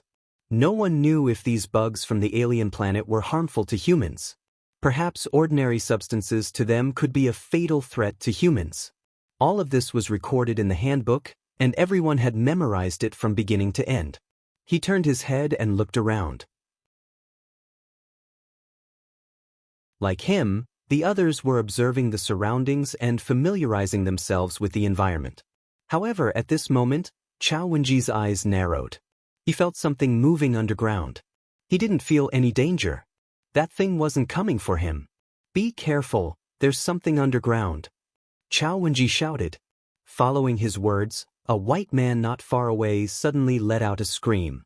A creature that looked like a hairtail or an eel suddenly rushed out of the soil, bit off one of his legs, swung its tail, and drilled into the soil again. The soil below was like water to it. Chao Wenji's expression changed, and a knife appeared in his hand. "There's more underground. Go back," a man not far away shouted. This man was an expert from the military and had the strength of an advanced earth wheel expert. One of the soldiers wanted to drag the screaming white man back, but someone immediately shouted, "Don't come near." Following this voice, fish-like monsters jumped out of the ground, took a piece of flesh from the man's body, and disappeared. There were at least dozens of these monsters. In the blink of an eye, the man was dead. Chao Wenji seized the opportunity to attack. He cut off a few monsters and carefully avoided the bright red blood that sprayed out. Then he slowly returned to the slanted platform under the cabin. The creatures on this planet were more unfriendly than expected. P.S. I'm recommending a friend's book, Heaven's Spoiler Group, which was just published today. The first subscription has already exceeded 10,000, so you can read it without worry. Set a small goal first, such as 1 second. Remember, booksellers.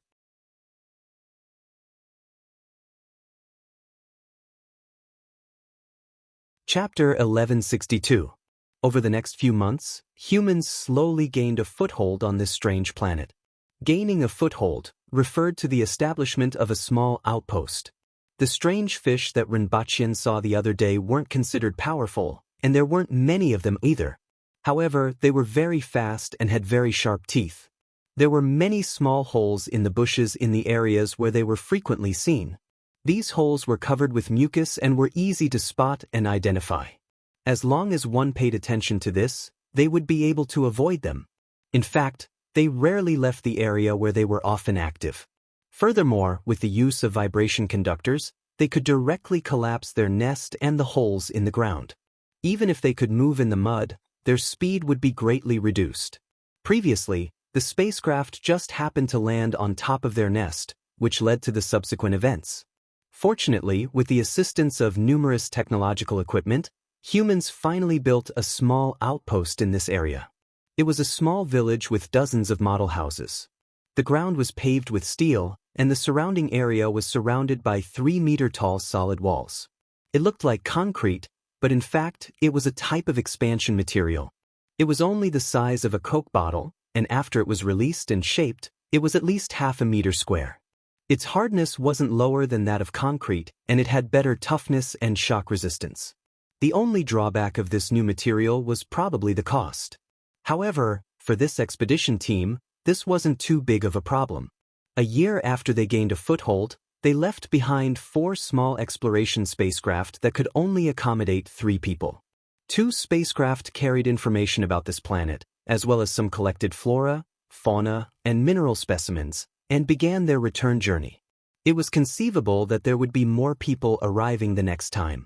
Although humans were eager to communicate with intelligent life outside of Earth, the governments of various countries weren't in a hurry to do so. No one knew how they would react to another civilization, especially when that civilization was encroaching on their living space.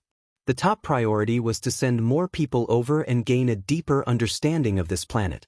They wanted to find materials and technologies on this planet that could break the bottleneck of human technology, truly gain a foothold on this planet, and develop the ability to protect themselves. Are you saying that the red moon in the sky is fake? Rinpoche narrowed his eyes when he heard what Claude said. Yes, and that crimson moon has a very strange power. Claude did not keep him in suspense at all. He quickly explained the situation. That crimson moon has a power that can make people ignore its differences. It directly affects people's hearts and brains. It's very strange. If I didn't have the habit of recording at all times, I'm afraid I would still be in the dark. Your Majesty, do you still remember the crimson moon from half a month ago? I saw that there seemed to be something in the crimson moon. I remembered it and wanted to observe it more. However, after an hour, I forgot about it. The next day, I found what I had written in my notes and almost thought it was an illusion. But I was not the only one who wrote it down, and so I knew that my thoughts had been changed by the red moon, and that it was a terrible power. Rinpoche was a little absent-minded. He vaguely remembered that this had happened to him more than once. However, he had never thought about it. Only when he heard Claude's words did he realize that he seemed to have overlooked something. Rinpoche's face immediately turned ugly. What's in the middle of the crimson moon? I don't know. It disappeared before we could observe it. We have been observing the red moon in the sky these days. It's very strange. It waxes and wanes just like the real thing. There are also craters and light reflections. It's hard for us to distinguish them. Then how do you know that the crimson moon is fake? It was deduced by Arvid. As early as a few years ago, we knew that one of the 2 satellites around this planet was fake. We had been observing and calculating, and Arvid calculated the 2 satellites separately. In the end, he found that some of the data on the red moon didn't match. The final result was that the red moon didn't have any effect on the planet under our feet. Rinpoche nodded slightly. Arvid was a very famous mathematician in the laboratory. Is there anything else you want to tell me? Rinpoche asked again. That's all. We'll keep a close eye on that red moon. If that thing appears again, we'll know what it is. However, this will probably take a few years, and we don't know when that thing will appear again. Okay, continue to observe and inform me if there is any news. Renbachin nodded. Can I make a small request? Claude rubbed his hands and said with some embarrassment. Say it. I will think about it, Renbachin said. Since he wanted the horse to run, he had to give it grass to eat. Claude's progress wasn't fast, but it couldn't be helped. What he learned today was already a huge gain. Can we live in this city? This is the only modern city in this world. I have a familiar feeling here. I like it here. Our monitoring at the seaside has ended. In the future, we just need to collect data there regularly. Sure. Renbachin didn't expect it to be such a simple request. Thank you very much, Your Highness. Claude was quite happy that he had achieved his wish. After Claude left, Renbachin's face turned solemn. The crimson moon could actually affect people's thoughts. It was simply terrifying. The scariest thing was that if no one exposed it, you wouldn't know what happened at all. In such a situation, every intelligent being would feel fear. You didn't know if it only affected your perception of the crimson moon. After thinking carefully for a moment, he had a headache. He couldn't figure out what he had seen at that time. He only remembered that he seemed to have seen something and then forgot about it. This made Renbachin's face even worse. After sitting there thinking for a long time, Renbachin came to the hall where the supercomputer was placed. Master, do you remember me? Do you need any more special services? Lolita said with an extremely innocent look and voice. If you want to ask for any special services, then you have fallen into her trap. Anyway, you can't touch her. She is absolutely unscrupulous. And the person who created her was a psychopath. Remember one thing. The crimson moon in this world is fake. It can affect people's thinking and make them forget about its abnormalities, Renbachin said with a serious face. He felt that artificial intelligence should not be affected by the crimson moon. He told Lolita so that she could remind him from time to time. The uniqueness of the crimson moon made him feel that it must be very important. Otherwise, it wouldn't have hidden itself. In addition, since the existence of the 10,000 races, did no one else notice and record about the crimson moon? Would anyone know anything? Set a small goal first, such as 1 second. Remember, booksellers.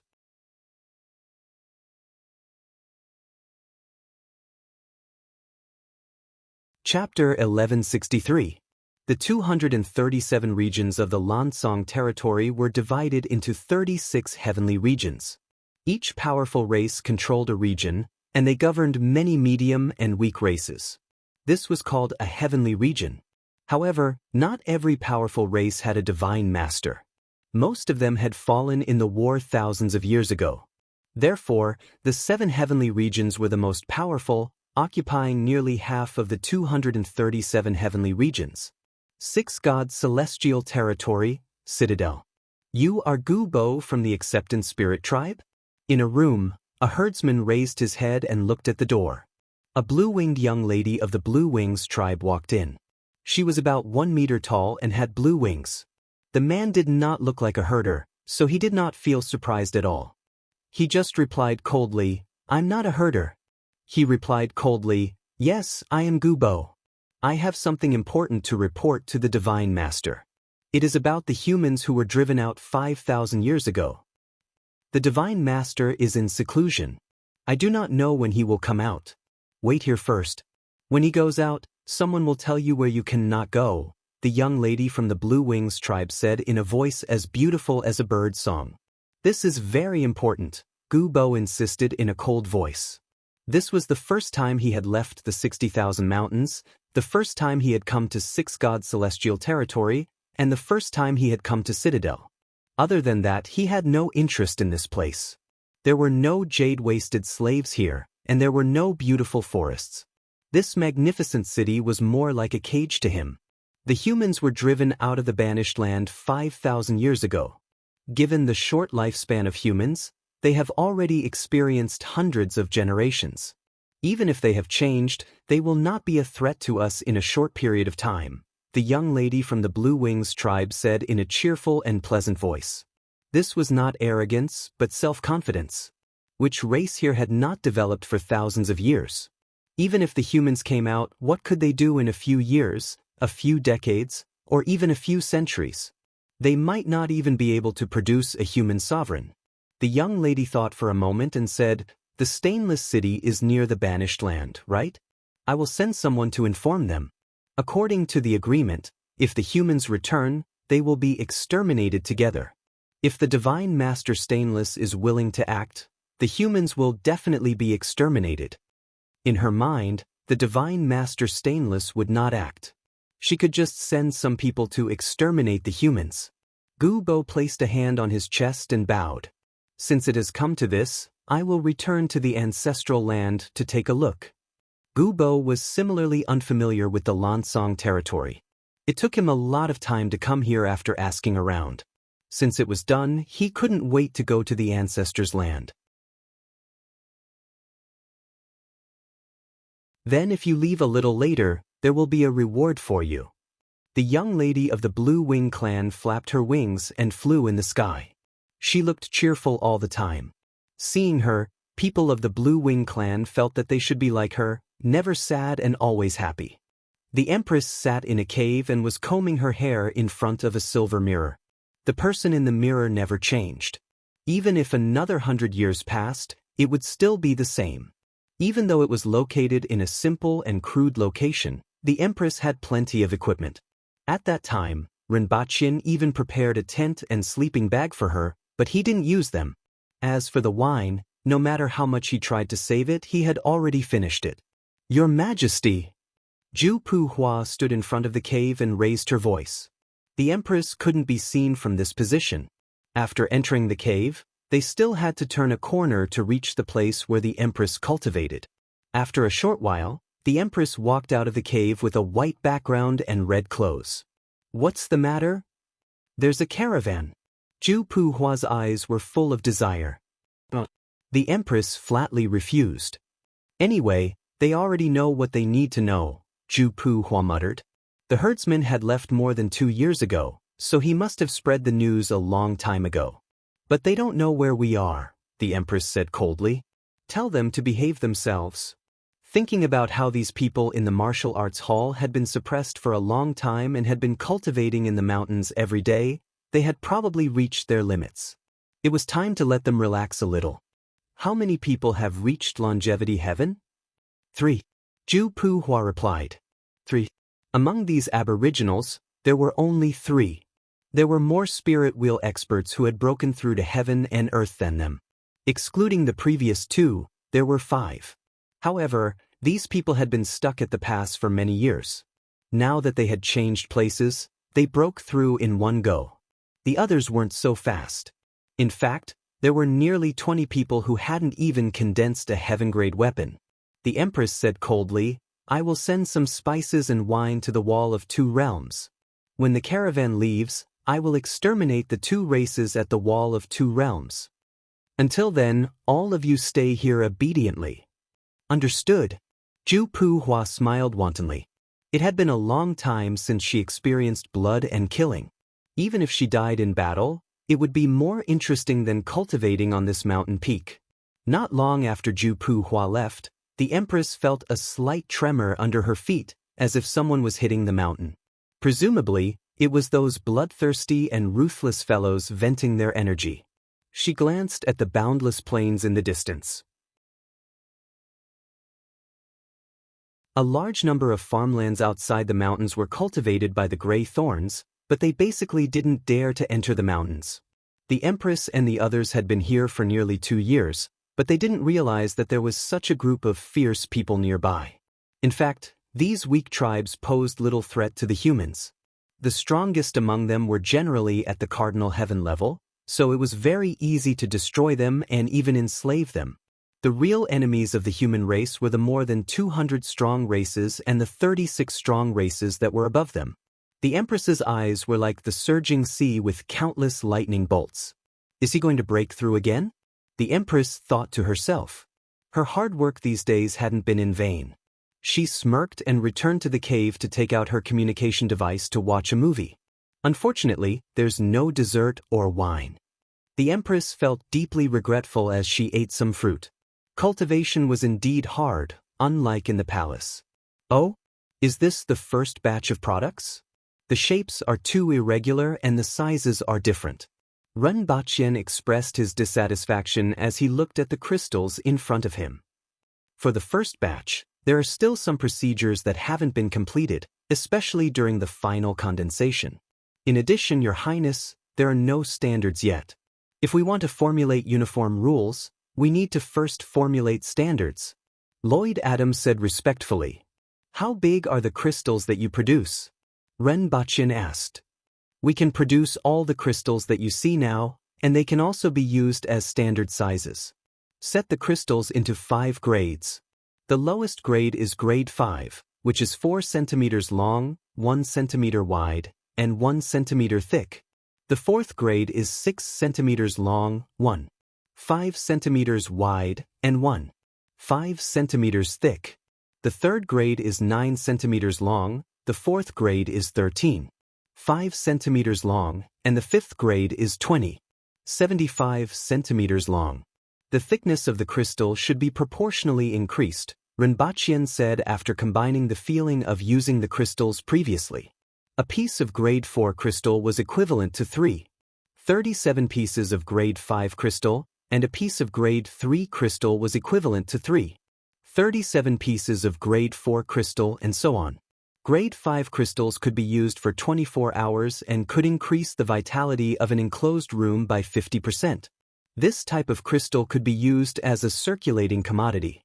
Some officials would want to buy some to nurture the younger generation in their families, especially for a genius like Tong Lan. Any family would go all out to mobilize resources to speed up her growth. One had to know that the human race still had a great enemy. If the enemy wasn't eliminated, no amount of wealth would be meaningful. Even a cardinal heaven expert would be able to produce a considerable effect if he used it. As for grade 3, some top experts could use it to break through barriers, such as Li Yuanzhu and Hong Wu. In addition, longevity heaven could also be used. Grade 5 is the most, followed by grade 4 and grade 3, which will be reduced proportionally. You can think about how to distribute the amount. As for grade 2 and grade 1, they aren't needed for the time being, Renbaqian said. Understood. How many crystals can this batch produce? Renbaqian asked. A total of 3 tons of ternary silicon sulfide was sent back this batch. According to the calculation of grade 5 crystals, 30,000 pieces can be produced. Renbaqian calculated that 500 grams could produce 5 pieces of grade 5 crystals. 5 pieces of grade 5 crystals weighed no more than 2 kilograms. That was a ratio of 1:3. Produce 10,000 pieces of grade 5 crystals, and the rest will be used to produce grade 4 and 3 crystals, Renbaqian said. In this way, 10,000 pieces of grade 5 crystals, close to 3,000 pieces of grade 4 crystals, and more than 800 pieces of grade 3 crystals could be produced. It seemed like a lot, but one piece could only be used for a day to a week. It probably wouldn't take long for them to be used freely. The next batch would only be sent back after at least a year. We have to increase the investment in the wall between the two worlds.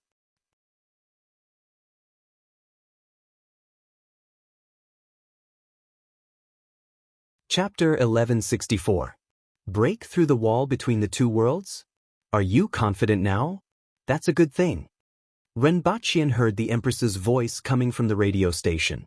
Although there hadn't been any conflict with the 2 foreign tribes at the border yet, the supply of the Empress and the others had been cut off, and they were completely self-sufficient. If they could break through the wall, the supplies of the Empress and the others could be transported by the winged cavalry. Furthermore, some of the troops could be stationed outside the wall and make use of the abundant vitality from the outside world to train. Of course, there was also a lot of danger, especially since they didn't know the plans of the foreign tribes. Destroying the 2 foreign tribes could easily alarm them. It was difficult to even investigate the situation because they were of different races. Wildflowers? Where did they come from? I'm too busy with work every day. Renbaqian's expression suddenly changed. Addicted to brothels? Who said that? I won't beat him to death. What's silencing? What a joke. Come back and take a look if you don't believe me. Well, that's right. I'm now an expert at the Earth embryo realm and am only one step away from becoming a spirit will expert. No matter how big this step is, it's just one step. Erhua? I don't think Erhua's condition has much to do with me, right? I think she probably lacks motherly love. We're just doing some research. Why are you so anxious? Huh, can you still come back and bite me? Renbaqian laughed heartily. After hanging up, Renbaqian looked uncertain.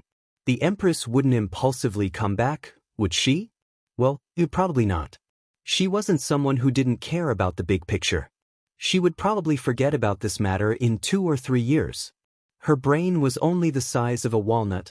With his hands behind his back, he swayed out of the hall with a proud look on his face. Looking at the sky, it was getting dark. The radio station had been going on for about an hour. Where's Erhua? Forget it, you won't know even if I ask you. Renbaqian waved his hand after asking. Erhua still hadn't appeared at this time, so she was probably at Shanhui House, which was about to become her second home. The older Erhua got, the more straightforward he became. He wasn't as cold as the Empress, nor was he like Renbaqian. Instead, he liked to make friends from all walks of life. He liked to make friends at Shanhui House and would often treat everyone to drinks. After 2 years, Erhua had made a lot of scoundrels. Renbaqian ordered someone to capture Erhua. He walked in the palace with his hands clasped behind his back as he pondered. He didn't know how the foreign races would react. Would they send a small number of experts or a large army? The latter was more likely to be the case. However, the number of troops wouldn't be too big. It was best to keep them busy and give them some trouble. He didn't know if those alien races had enough food resources. Otherwise, he could just destroy a large area of their cultivation. Renbaqian's expression suddenly changed. If the foreign races didn't have enough food, it wouldn't be the mid-level races or the powerful races that would starve. Instead, they would exploit the weaker races even more. If the pressure reached a certain level, it might cause a rebound. Even among humans, if they were squeezed to a certain extent, there would also be a backlash. Therefore, he had always used a combination of suppression, pacification, and integration with the Yun nation. The foreign races might not have such an opinion. Unfortunately, he didn't know anything about the situation of the foreign races at present. If he could develop a group of spies among them, at the thought of this, Renbaqian shook his head. The human race was the enemy of the foreign races. However, he stopped after taking a few steps. It was true that the human race was the enemy of the foreign races, but it didn't mean that there wouldn't be people from the foreign races who would seek refuge with them. Apart from the population, every life was an independent individual with its own thoughts and desires. At the thought of this, Renbaqian suddenly had some hazy ideas. He quickly walked to the main hall where Lolita was and told her about his ideas to help him analyze them. The cabinets in the main hall flashed wildly for more than 10 seconds before Lolita said, "Do you know that there's a crime called pyramid selling?" "Yes, that's it." Renbaqian clapped his hands and laughed loudly. "I actually forgot about this. Pyramid selling can make people crazy, confuse their eyes and minds, and make them devote everything to a false goal. It can even make people deceive themselves for a better future. Even if they know that it's fake, they will make themselves believe that it's true." Lolita described the effects of pyramid selling to Renbaqian. "Yes, that's it." Renbaqian's mind suddenly became clear. He had used this trick in the past and deliberately threw a monk into Tianjin Basin. It had been 14 or 15 years since then, and Buddhism had developed rapidly in Tianjin Basin. It had to be said that it had played a significant role in stabilizing Tianjin Basin. If they were to combine the ideas of MLM and Buddhism and then spread it to the weaker races, they were originally at the bottom of many races and couldn't see a future after being bullied. As long as there weren't experts at the level of the human emperor, this would always be the case. If he gave them hope, the more he thought about it, the more excited he got. Unfortunately, his previous line of thought had been limited by the fact that the human race and the foreign races couldn't coexist. He had forgotten that the foreign races weren't monolithic, but were divided into strong, medium, and weak races. Each of them had different desires. Even if they were of the same rank, Their desires were completely different. Fortunately, it's not too late. Although the longer it takes, the greater the effect, no one knows how long it will take for the foreign races to react. Even if it's a short period of time, we can at least develop some informants, obtain some information about the foreign races, and even cause some destruction. Come. Ren Baqian shouted as he went out. Your Highness! Send word to Tianjing Basin that Xing Ruo is coming to see me. Let him bring a few disciples with outstanding eloquence, Ren Baqian said. Your Highness, huh? Who's Xing Ruo? A monk. He should be quite famous in Tianjing Basin. As long as you pass on my orders, someone will naturally be able to do it, Ren Baqian replied. In addition, go and ask the laboratory how many of those foreign races are still alive. It's best if they're a little younger, but not too young, Ren Baqian instructed. After the guards left, Ren Baqian walked around the courtyard a few times and waited for the little monk Xing Ruo to come. Considering his age, he should be a monk by now. Ren Baqian needed to combine the ideas of Buddhism with pyramid selling and ask him to brainwash the foreign races. He wasn't sure if Xing Ruo would agree. No matter what, he had to agree even if he didn't agree. In any case, Ren Baqian was still the arhat that Xing Ruo mentioned, and he hoped that Xing Ruo wouldn't be too stubborn. After thinking for a while, Ren Baqian instructed another guard, go to the rearguard commandery and ask them to report on the development of Buddhism in Tianjing Basin over the past few years. Find out who the important figures are, including Xing Ruo's style of doing things, their hobbies, and their social relations. In addition, inform righteous sect leader Lin Dong to make a trip to the capital. Ren Baqian suddenly remembered that Lin Dong was also an expert in dealing with evil cults. This was his job after all. He was prepared to use both orthodox and evil cults together with pyramid selling. As for whether this Pandora's box would cause any future trouble, that would be discussed later. No matter what, it wasn't as important as dealing with the foreign races. First, set a small goal, for example, 1 second.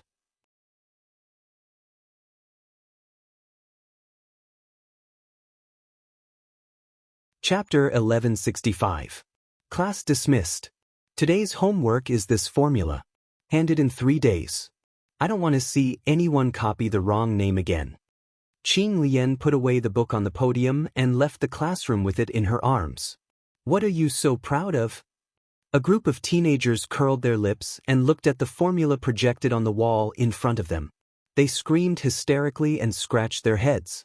Ah, this damned great Xia woman. Ah, the wailing of a defeated dog is really pleasant to listen to.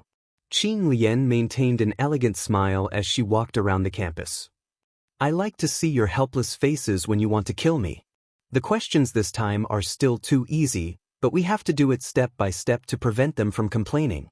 We can use more difficult questions next time. She turned the corner and saw a delicate girl in a fluttering white dress. You're actually still alive. The corners of Tong Lan's mouth twitched when she saw Qing Lian, and she gave a spurious smile. You actually haven't graduated yet? After Qing Lian said this, she saw that Tong Lan's expression had completely frozen. I hope I can give you a graduation certificate one day. Qing Lian pursed her lips and smiled as she walked past Tong Lan. Tong Lan let out a series of hysterical screams after Qing Lian had left for a long time. You can't beat her in a verbal battle. Shurgan, who had been maintaining a calm expression, finally spoke. You can't beat her either. Shurgan continued to stab her. Shurgan, I will fight it out with you. Tong Lan was going crazy. Tong Lan chased him back to the laboratory and sighed. When are we going to graduate? Soon. Aren't we going to graduate next year? We are only 1 year away. Just bear with it. The girl nearby frowned. Even though she was consoling Tong Lan, she was also at a loss when this matter was brought up. High school, university, and postgraduate. God knows what will happen after postgraduate. I feel that I won't be able to hold on until the day of graduation. I don't see any pain at all. When you graduate, remember to ask your grandson to burn the graduation certificate for me. Su Peng clutched his head and squatted on the ground as he lamented. Everyone's faces turned ugly when they heard this. It was obvious that Tong Lan had touched their sore spot. Have you calculated the engine data of the wingspan 112? Haven't you calculated it yet? Who asked you to be lazy? Tong Lan's mood worsened, and she immediately vented her anger on the others. Qing Lian put the lesson plan back in the office, put on a pair of rose-red, metal-framed glasses, and wrote the letter. She was different from Exinja, the bespectacled girl who was 5 meters tall and couldn't tell the difference between humans and animals. He found a noodle shop outside the school. It sold potato noodle or sweet potato noodle stew. After the meal, he began to have nothing to do. He walked to a corner of the campus and looked at the students who were making calls to their families from the public phone booth. He was a little dazed. Life here was pretty good. There weren't many messy things to do. All he had to do was go to class and research his favorite mathematics. Other than that, she also felt a little lonely. After all, as long as one was human, they would need to socialize. He wanted to make a phone call like those people, but he didn't know who to call. There was no family, friends. He used to have a partner, Su Qing, but he didn't want to receive a call from him, right? Qing Lian had a self-mocking smile on her face. Compared to other things, bickering with those students was more interesting. She felt like she wasn't alone. Just as she was mocking herself, she noticed a few strange people walking over from a distance. They were wearing clothes that didn't belong to any place. The first half of their bodies was a white robe, and the other half was made of pieces of red cloth sewn together and draped over their bodies. Behind them were a few people wearing long robes made of grayish-black cloth. They looked like beggars who were trying to patch up acne. However, these people were different. They were very clean and bald, which was quite rare outside of the Aboriginals. In any case, Qing Lian only knew one bald person like this. Not only was he bald, but he didn't even have eyebrows. His exposed skin also didn't have any hair. Amitba. This humble monk, Xingru, greets you. The few bald people suddenly stopped when they passed by Qing Lian. The one who looked delicate and pretty suddenly put his palms together and greeted her. Qing Lian suddenly remembered who these people were. They were from a very prosperous sect in Tianjin Basin called Buddhism. It seemed to have an unclear relationship with Zhao Prince consort. In recent years, it had been very prosperous in Tianjin Basin. Even some of the students who came from Tianjin Basin believed in this religion. What's the matter? Qing Lian looked at the delicate and pretty monk in front of her with a head full of question marks. This humble monk noticed that Benefactor paid some attention to us. It's fate that we met, so I wanted to have a chat with Benefactor. It's fate that we met? Qing Lian asked. Otherwise, why would we meet in this vast sea of people? Why would Benefactor pay attention to us? Why would we talk here? Xingrua smiled. Qing Lian's mouth twitched. There must be a lot of fated people. Why not? Xingrua smiled. Fated people and pitiful people. Who can distinguish the things in this world? If you can't break through the fog in your heart, you'll be like a fish in the water, unable to know yourself. Just as Qing Lian wanted to refute, her expression suddenly changed, and she seemed to have understood something. After a moment, she smiled and asked, "Is there a hidden meaning in your words?" "It's just nonsense." Xingrua smiled, put his palms together, and took his leave. As Qing Lian watched them leave, the inexplicable sense of loneliness disappeared without a trace, and the sense of alienation she felt from her surroundings also lessened. Who was that benefactor just now? A monk behind Xingrua suddenly asked. He was a little puzzled and didn't know what Xingrua's words meant. A fated person? Xingrua chuckled. Greetings, Arhat. Xingrua greeted Rinpochen. I haven't seen you for a long time, and you've grown up. Rinpochen sized up the delicate and pretty monk who looked about 20 years old and smiled. Back then, that monk was still quite likable. After not seeing him for so many years, he had actually grown up. It's all superficial. Xingrua smiled. Since it's superficial, why is this robe white? Rinpochen pointed at Xingrua's monk robe. Because it looks good. Xingrua said matter-of-factly. Rinpochen was shocked by Xingrua's confident manner. I don't look at the surface, but others do. Xingrua continued with a smile. How could this delicate monk with fluttering white robes compare to a sloppy monk with a robe made of cloth? Renbachien was speechless and then burst out laughing. This Xingrua was very quick-witted. No wonder he created such a big situation in Tianjin Basin. Taking advantage of the chaos and riots in Tianjin Basin, as well as Rinpoche's support, Buddhism had almost spread throughout Tianjin Basin over the past decade. There were millions of believers, and there were even dozens of temples. Xingrua, who wasn't even 10 years old at that time, had created such a big situation in the past decade, which was really amazing. Furthermore, Xingrua had set up an infinite treasury to store the things that the believers donated to the temple. If there was a natural disaster or someone had difficulty making a living, they would take it out and use it to help ordinary people. This move also allowed Buddhism to expand even faster. However, there were also many drawbacks. Although Xingrua had good intentions, there were still some monks who filled their pockets and profited wantonly. This was what he learned from the report from the rearguard commandery.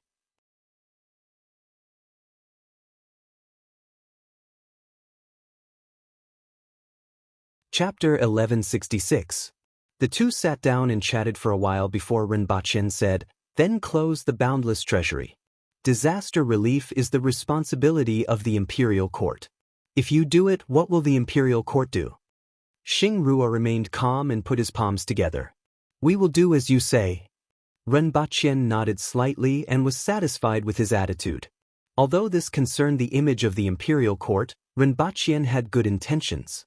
It was fine now, but in a few years, when the good and bad in Buddhism were mixed, the boundless treasury would be criticized. "What do you think about races other than humans?" Rinpoche asked. "All living things are equal. What if their goal is to destroy the human race?" Xingrua raised his eyebrows and revealed a beautiful smile. "Arhat will look at it however you say." "Slippery." Rinpoche shook his head. Wasn't Xingrua a little crooked? However, this little monk didn't seem to be very serious. "You are the Arhat and I am a monk. How can we measure?" Xingrua chuckled.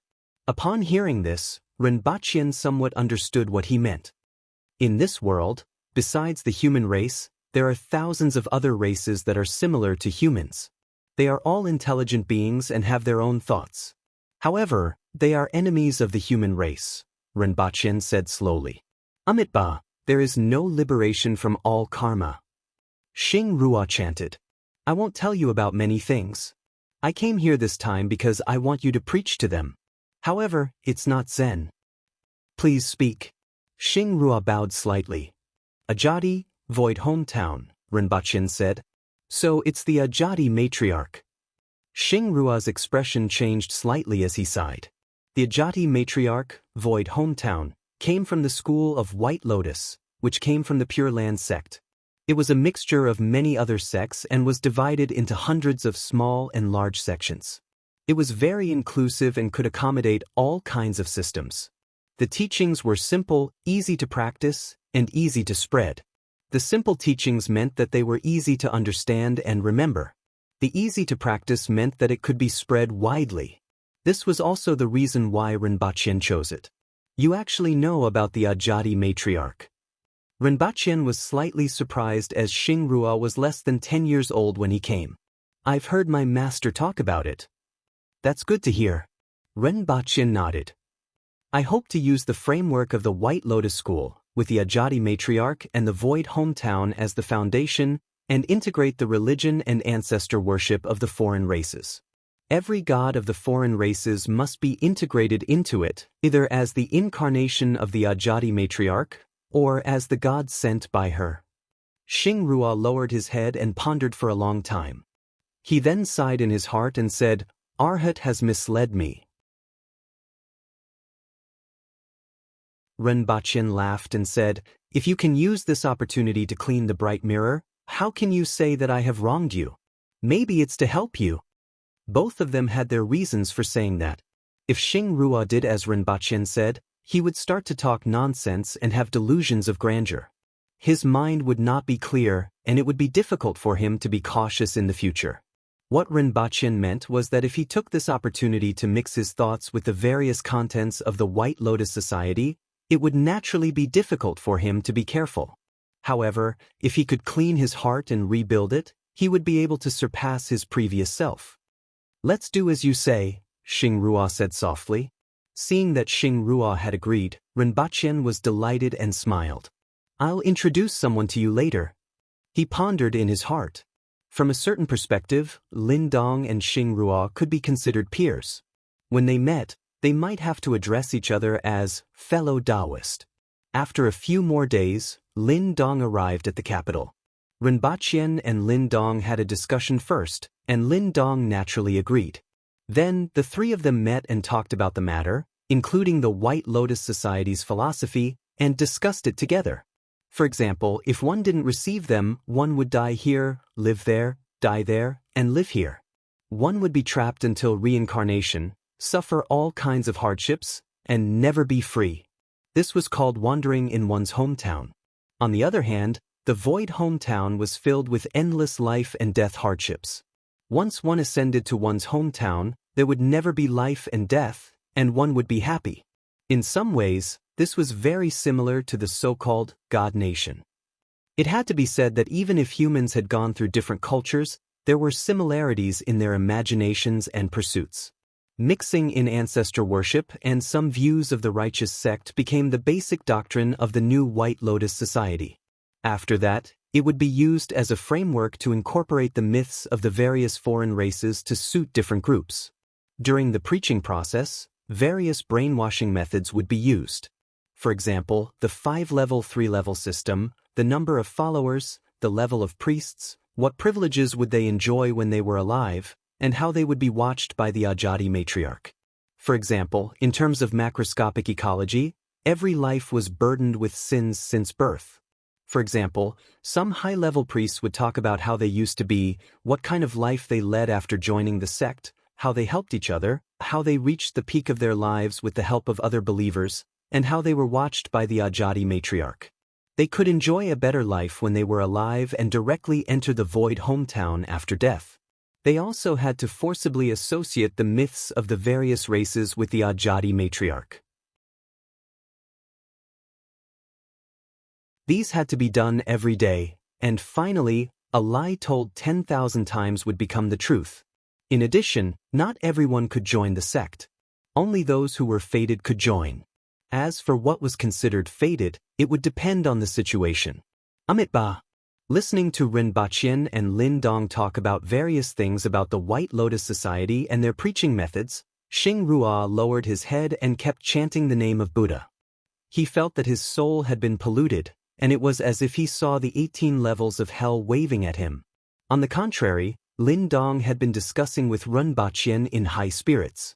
For the first time, he realized that Zhao Prince Consort was also good at setting up sections. Especially those so-called multi-level marketing methods, it was an eye-opener for him. At the same time, it also enlightened him. Some of the theories of the White Lotus Society also allowed him to discover some shortcomings of Zhengtian sect. As long as he was given some time in the future, he would be able to make Zhengtian sect 10 times more prosperous.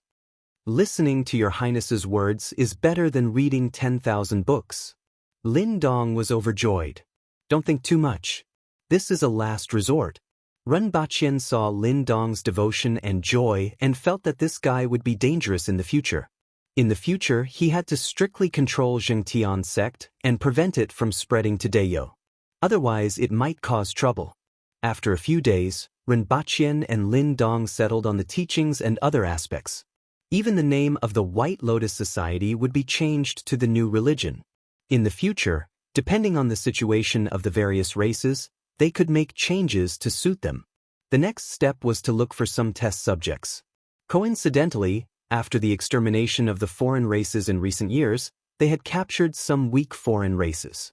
Many of them were teenagers, and they would be used as test subjects. If they succeeded, they could use these test subjects to spread the new religion to the foreign races. As a mid-level race, it would be easier for them to do this. First, set a small goal, such as 1 second. You're tuning in to the Passion Pages YouTube channel. We're so grateful for your support, and don't forget to subscribe to join us on this incredible journey through captivating stories. Your generosity through donations truly makes a world of difference, as it's the primary source of revenue that allows me to expand and enhance this channel for you. Thank you from the bottom of my heart for being a part of this adventure.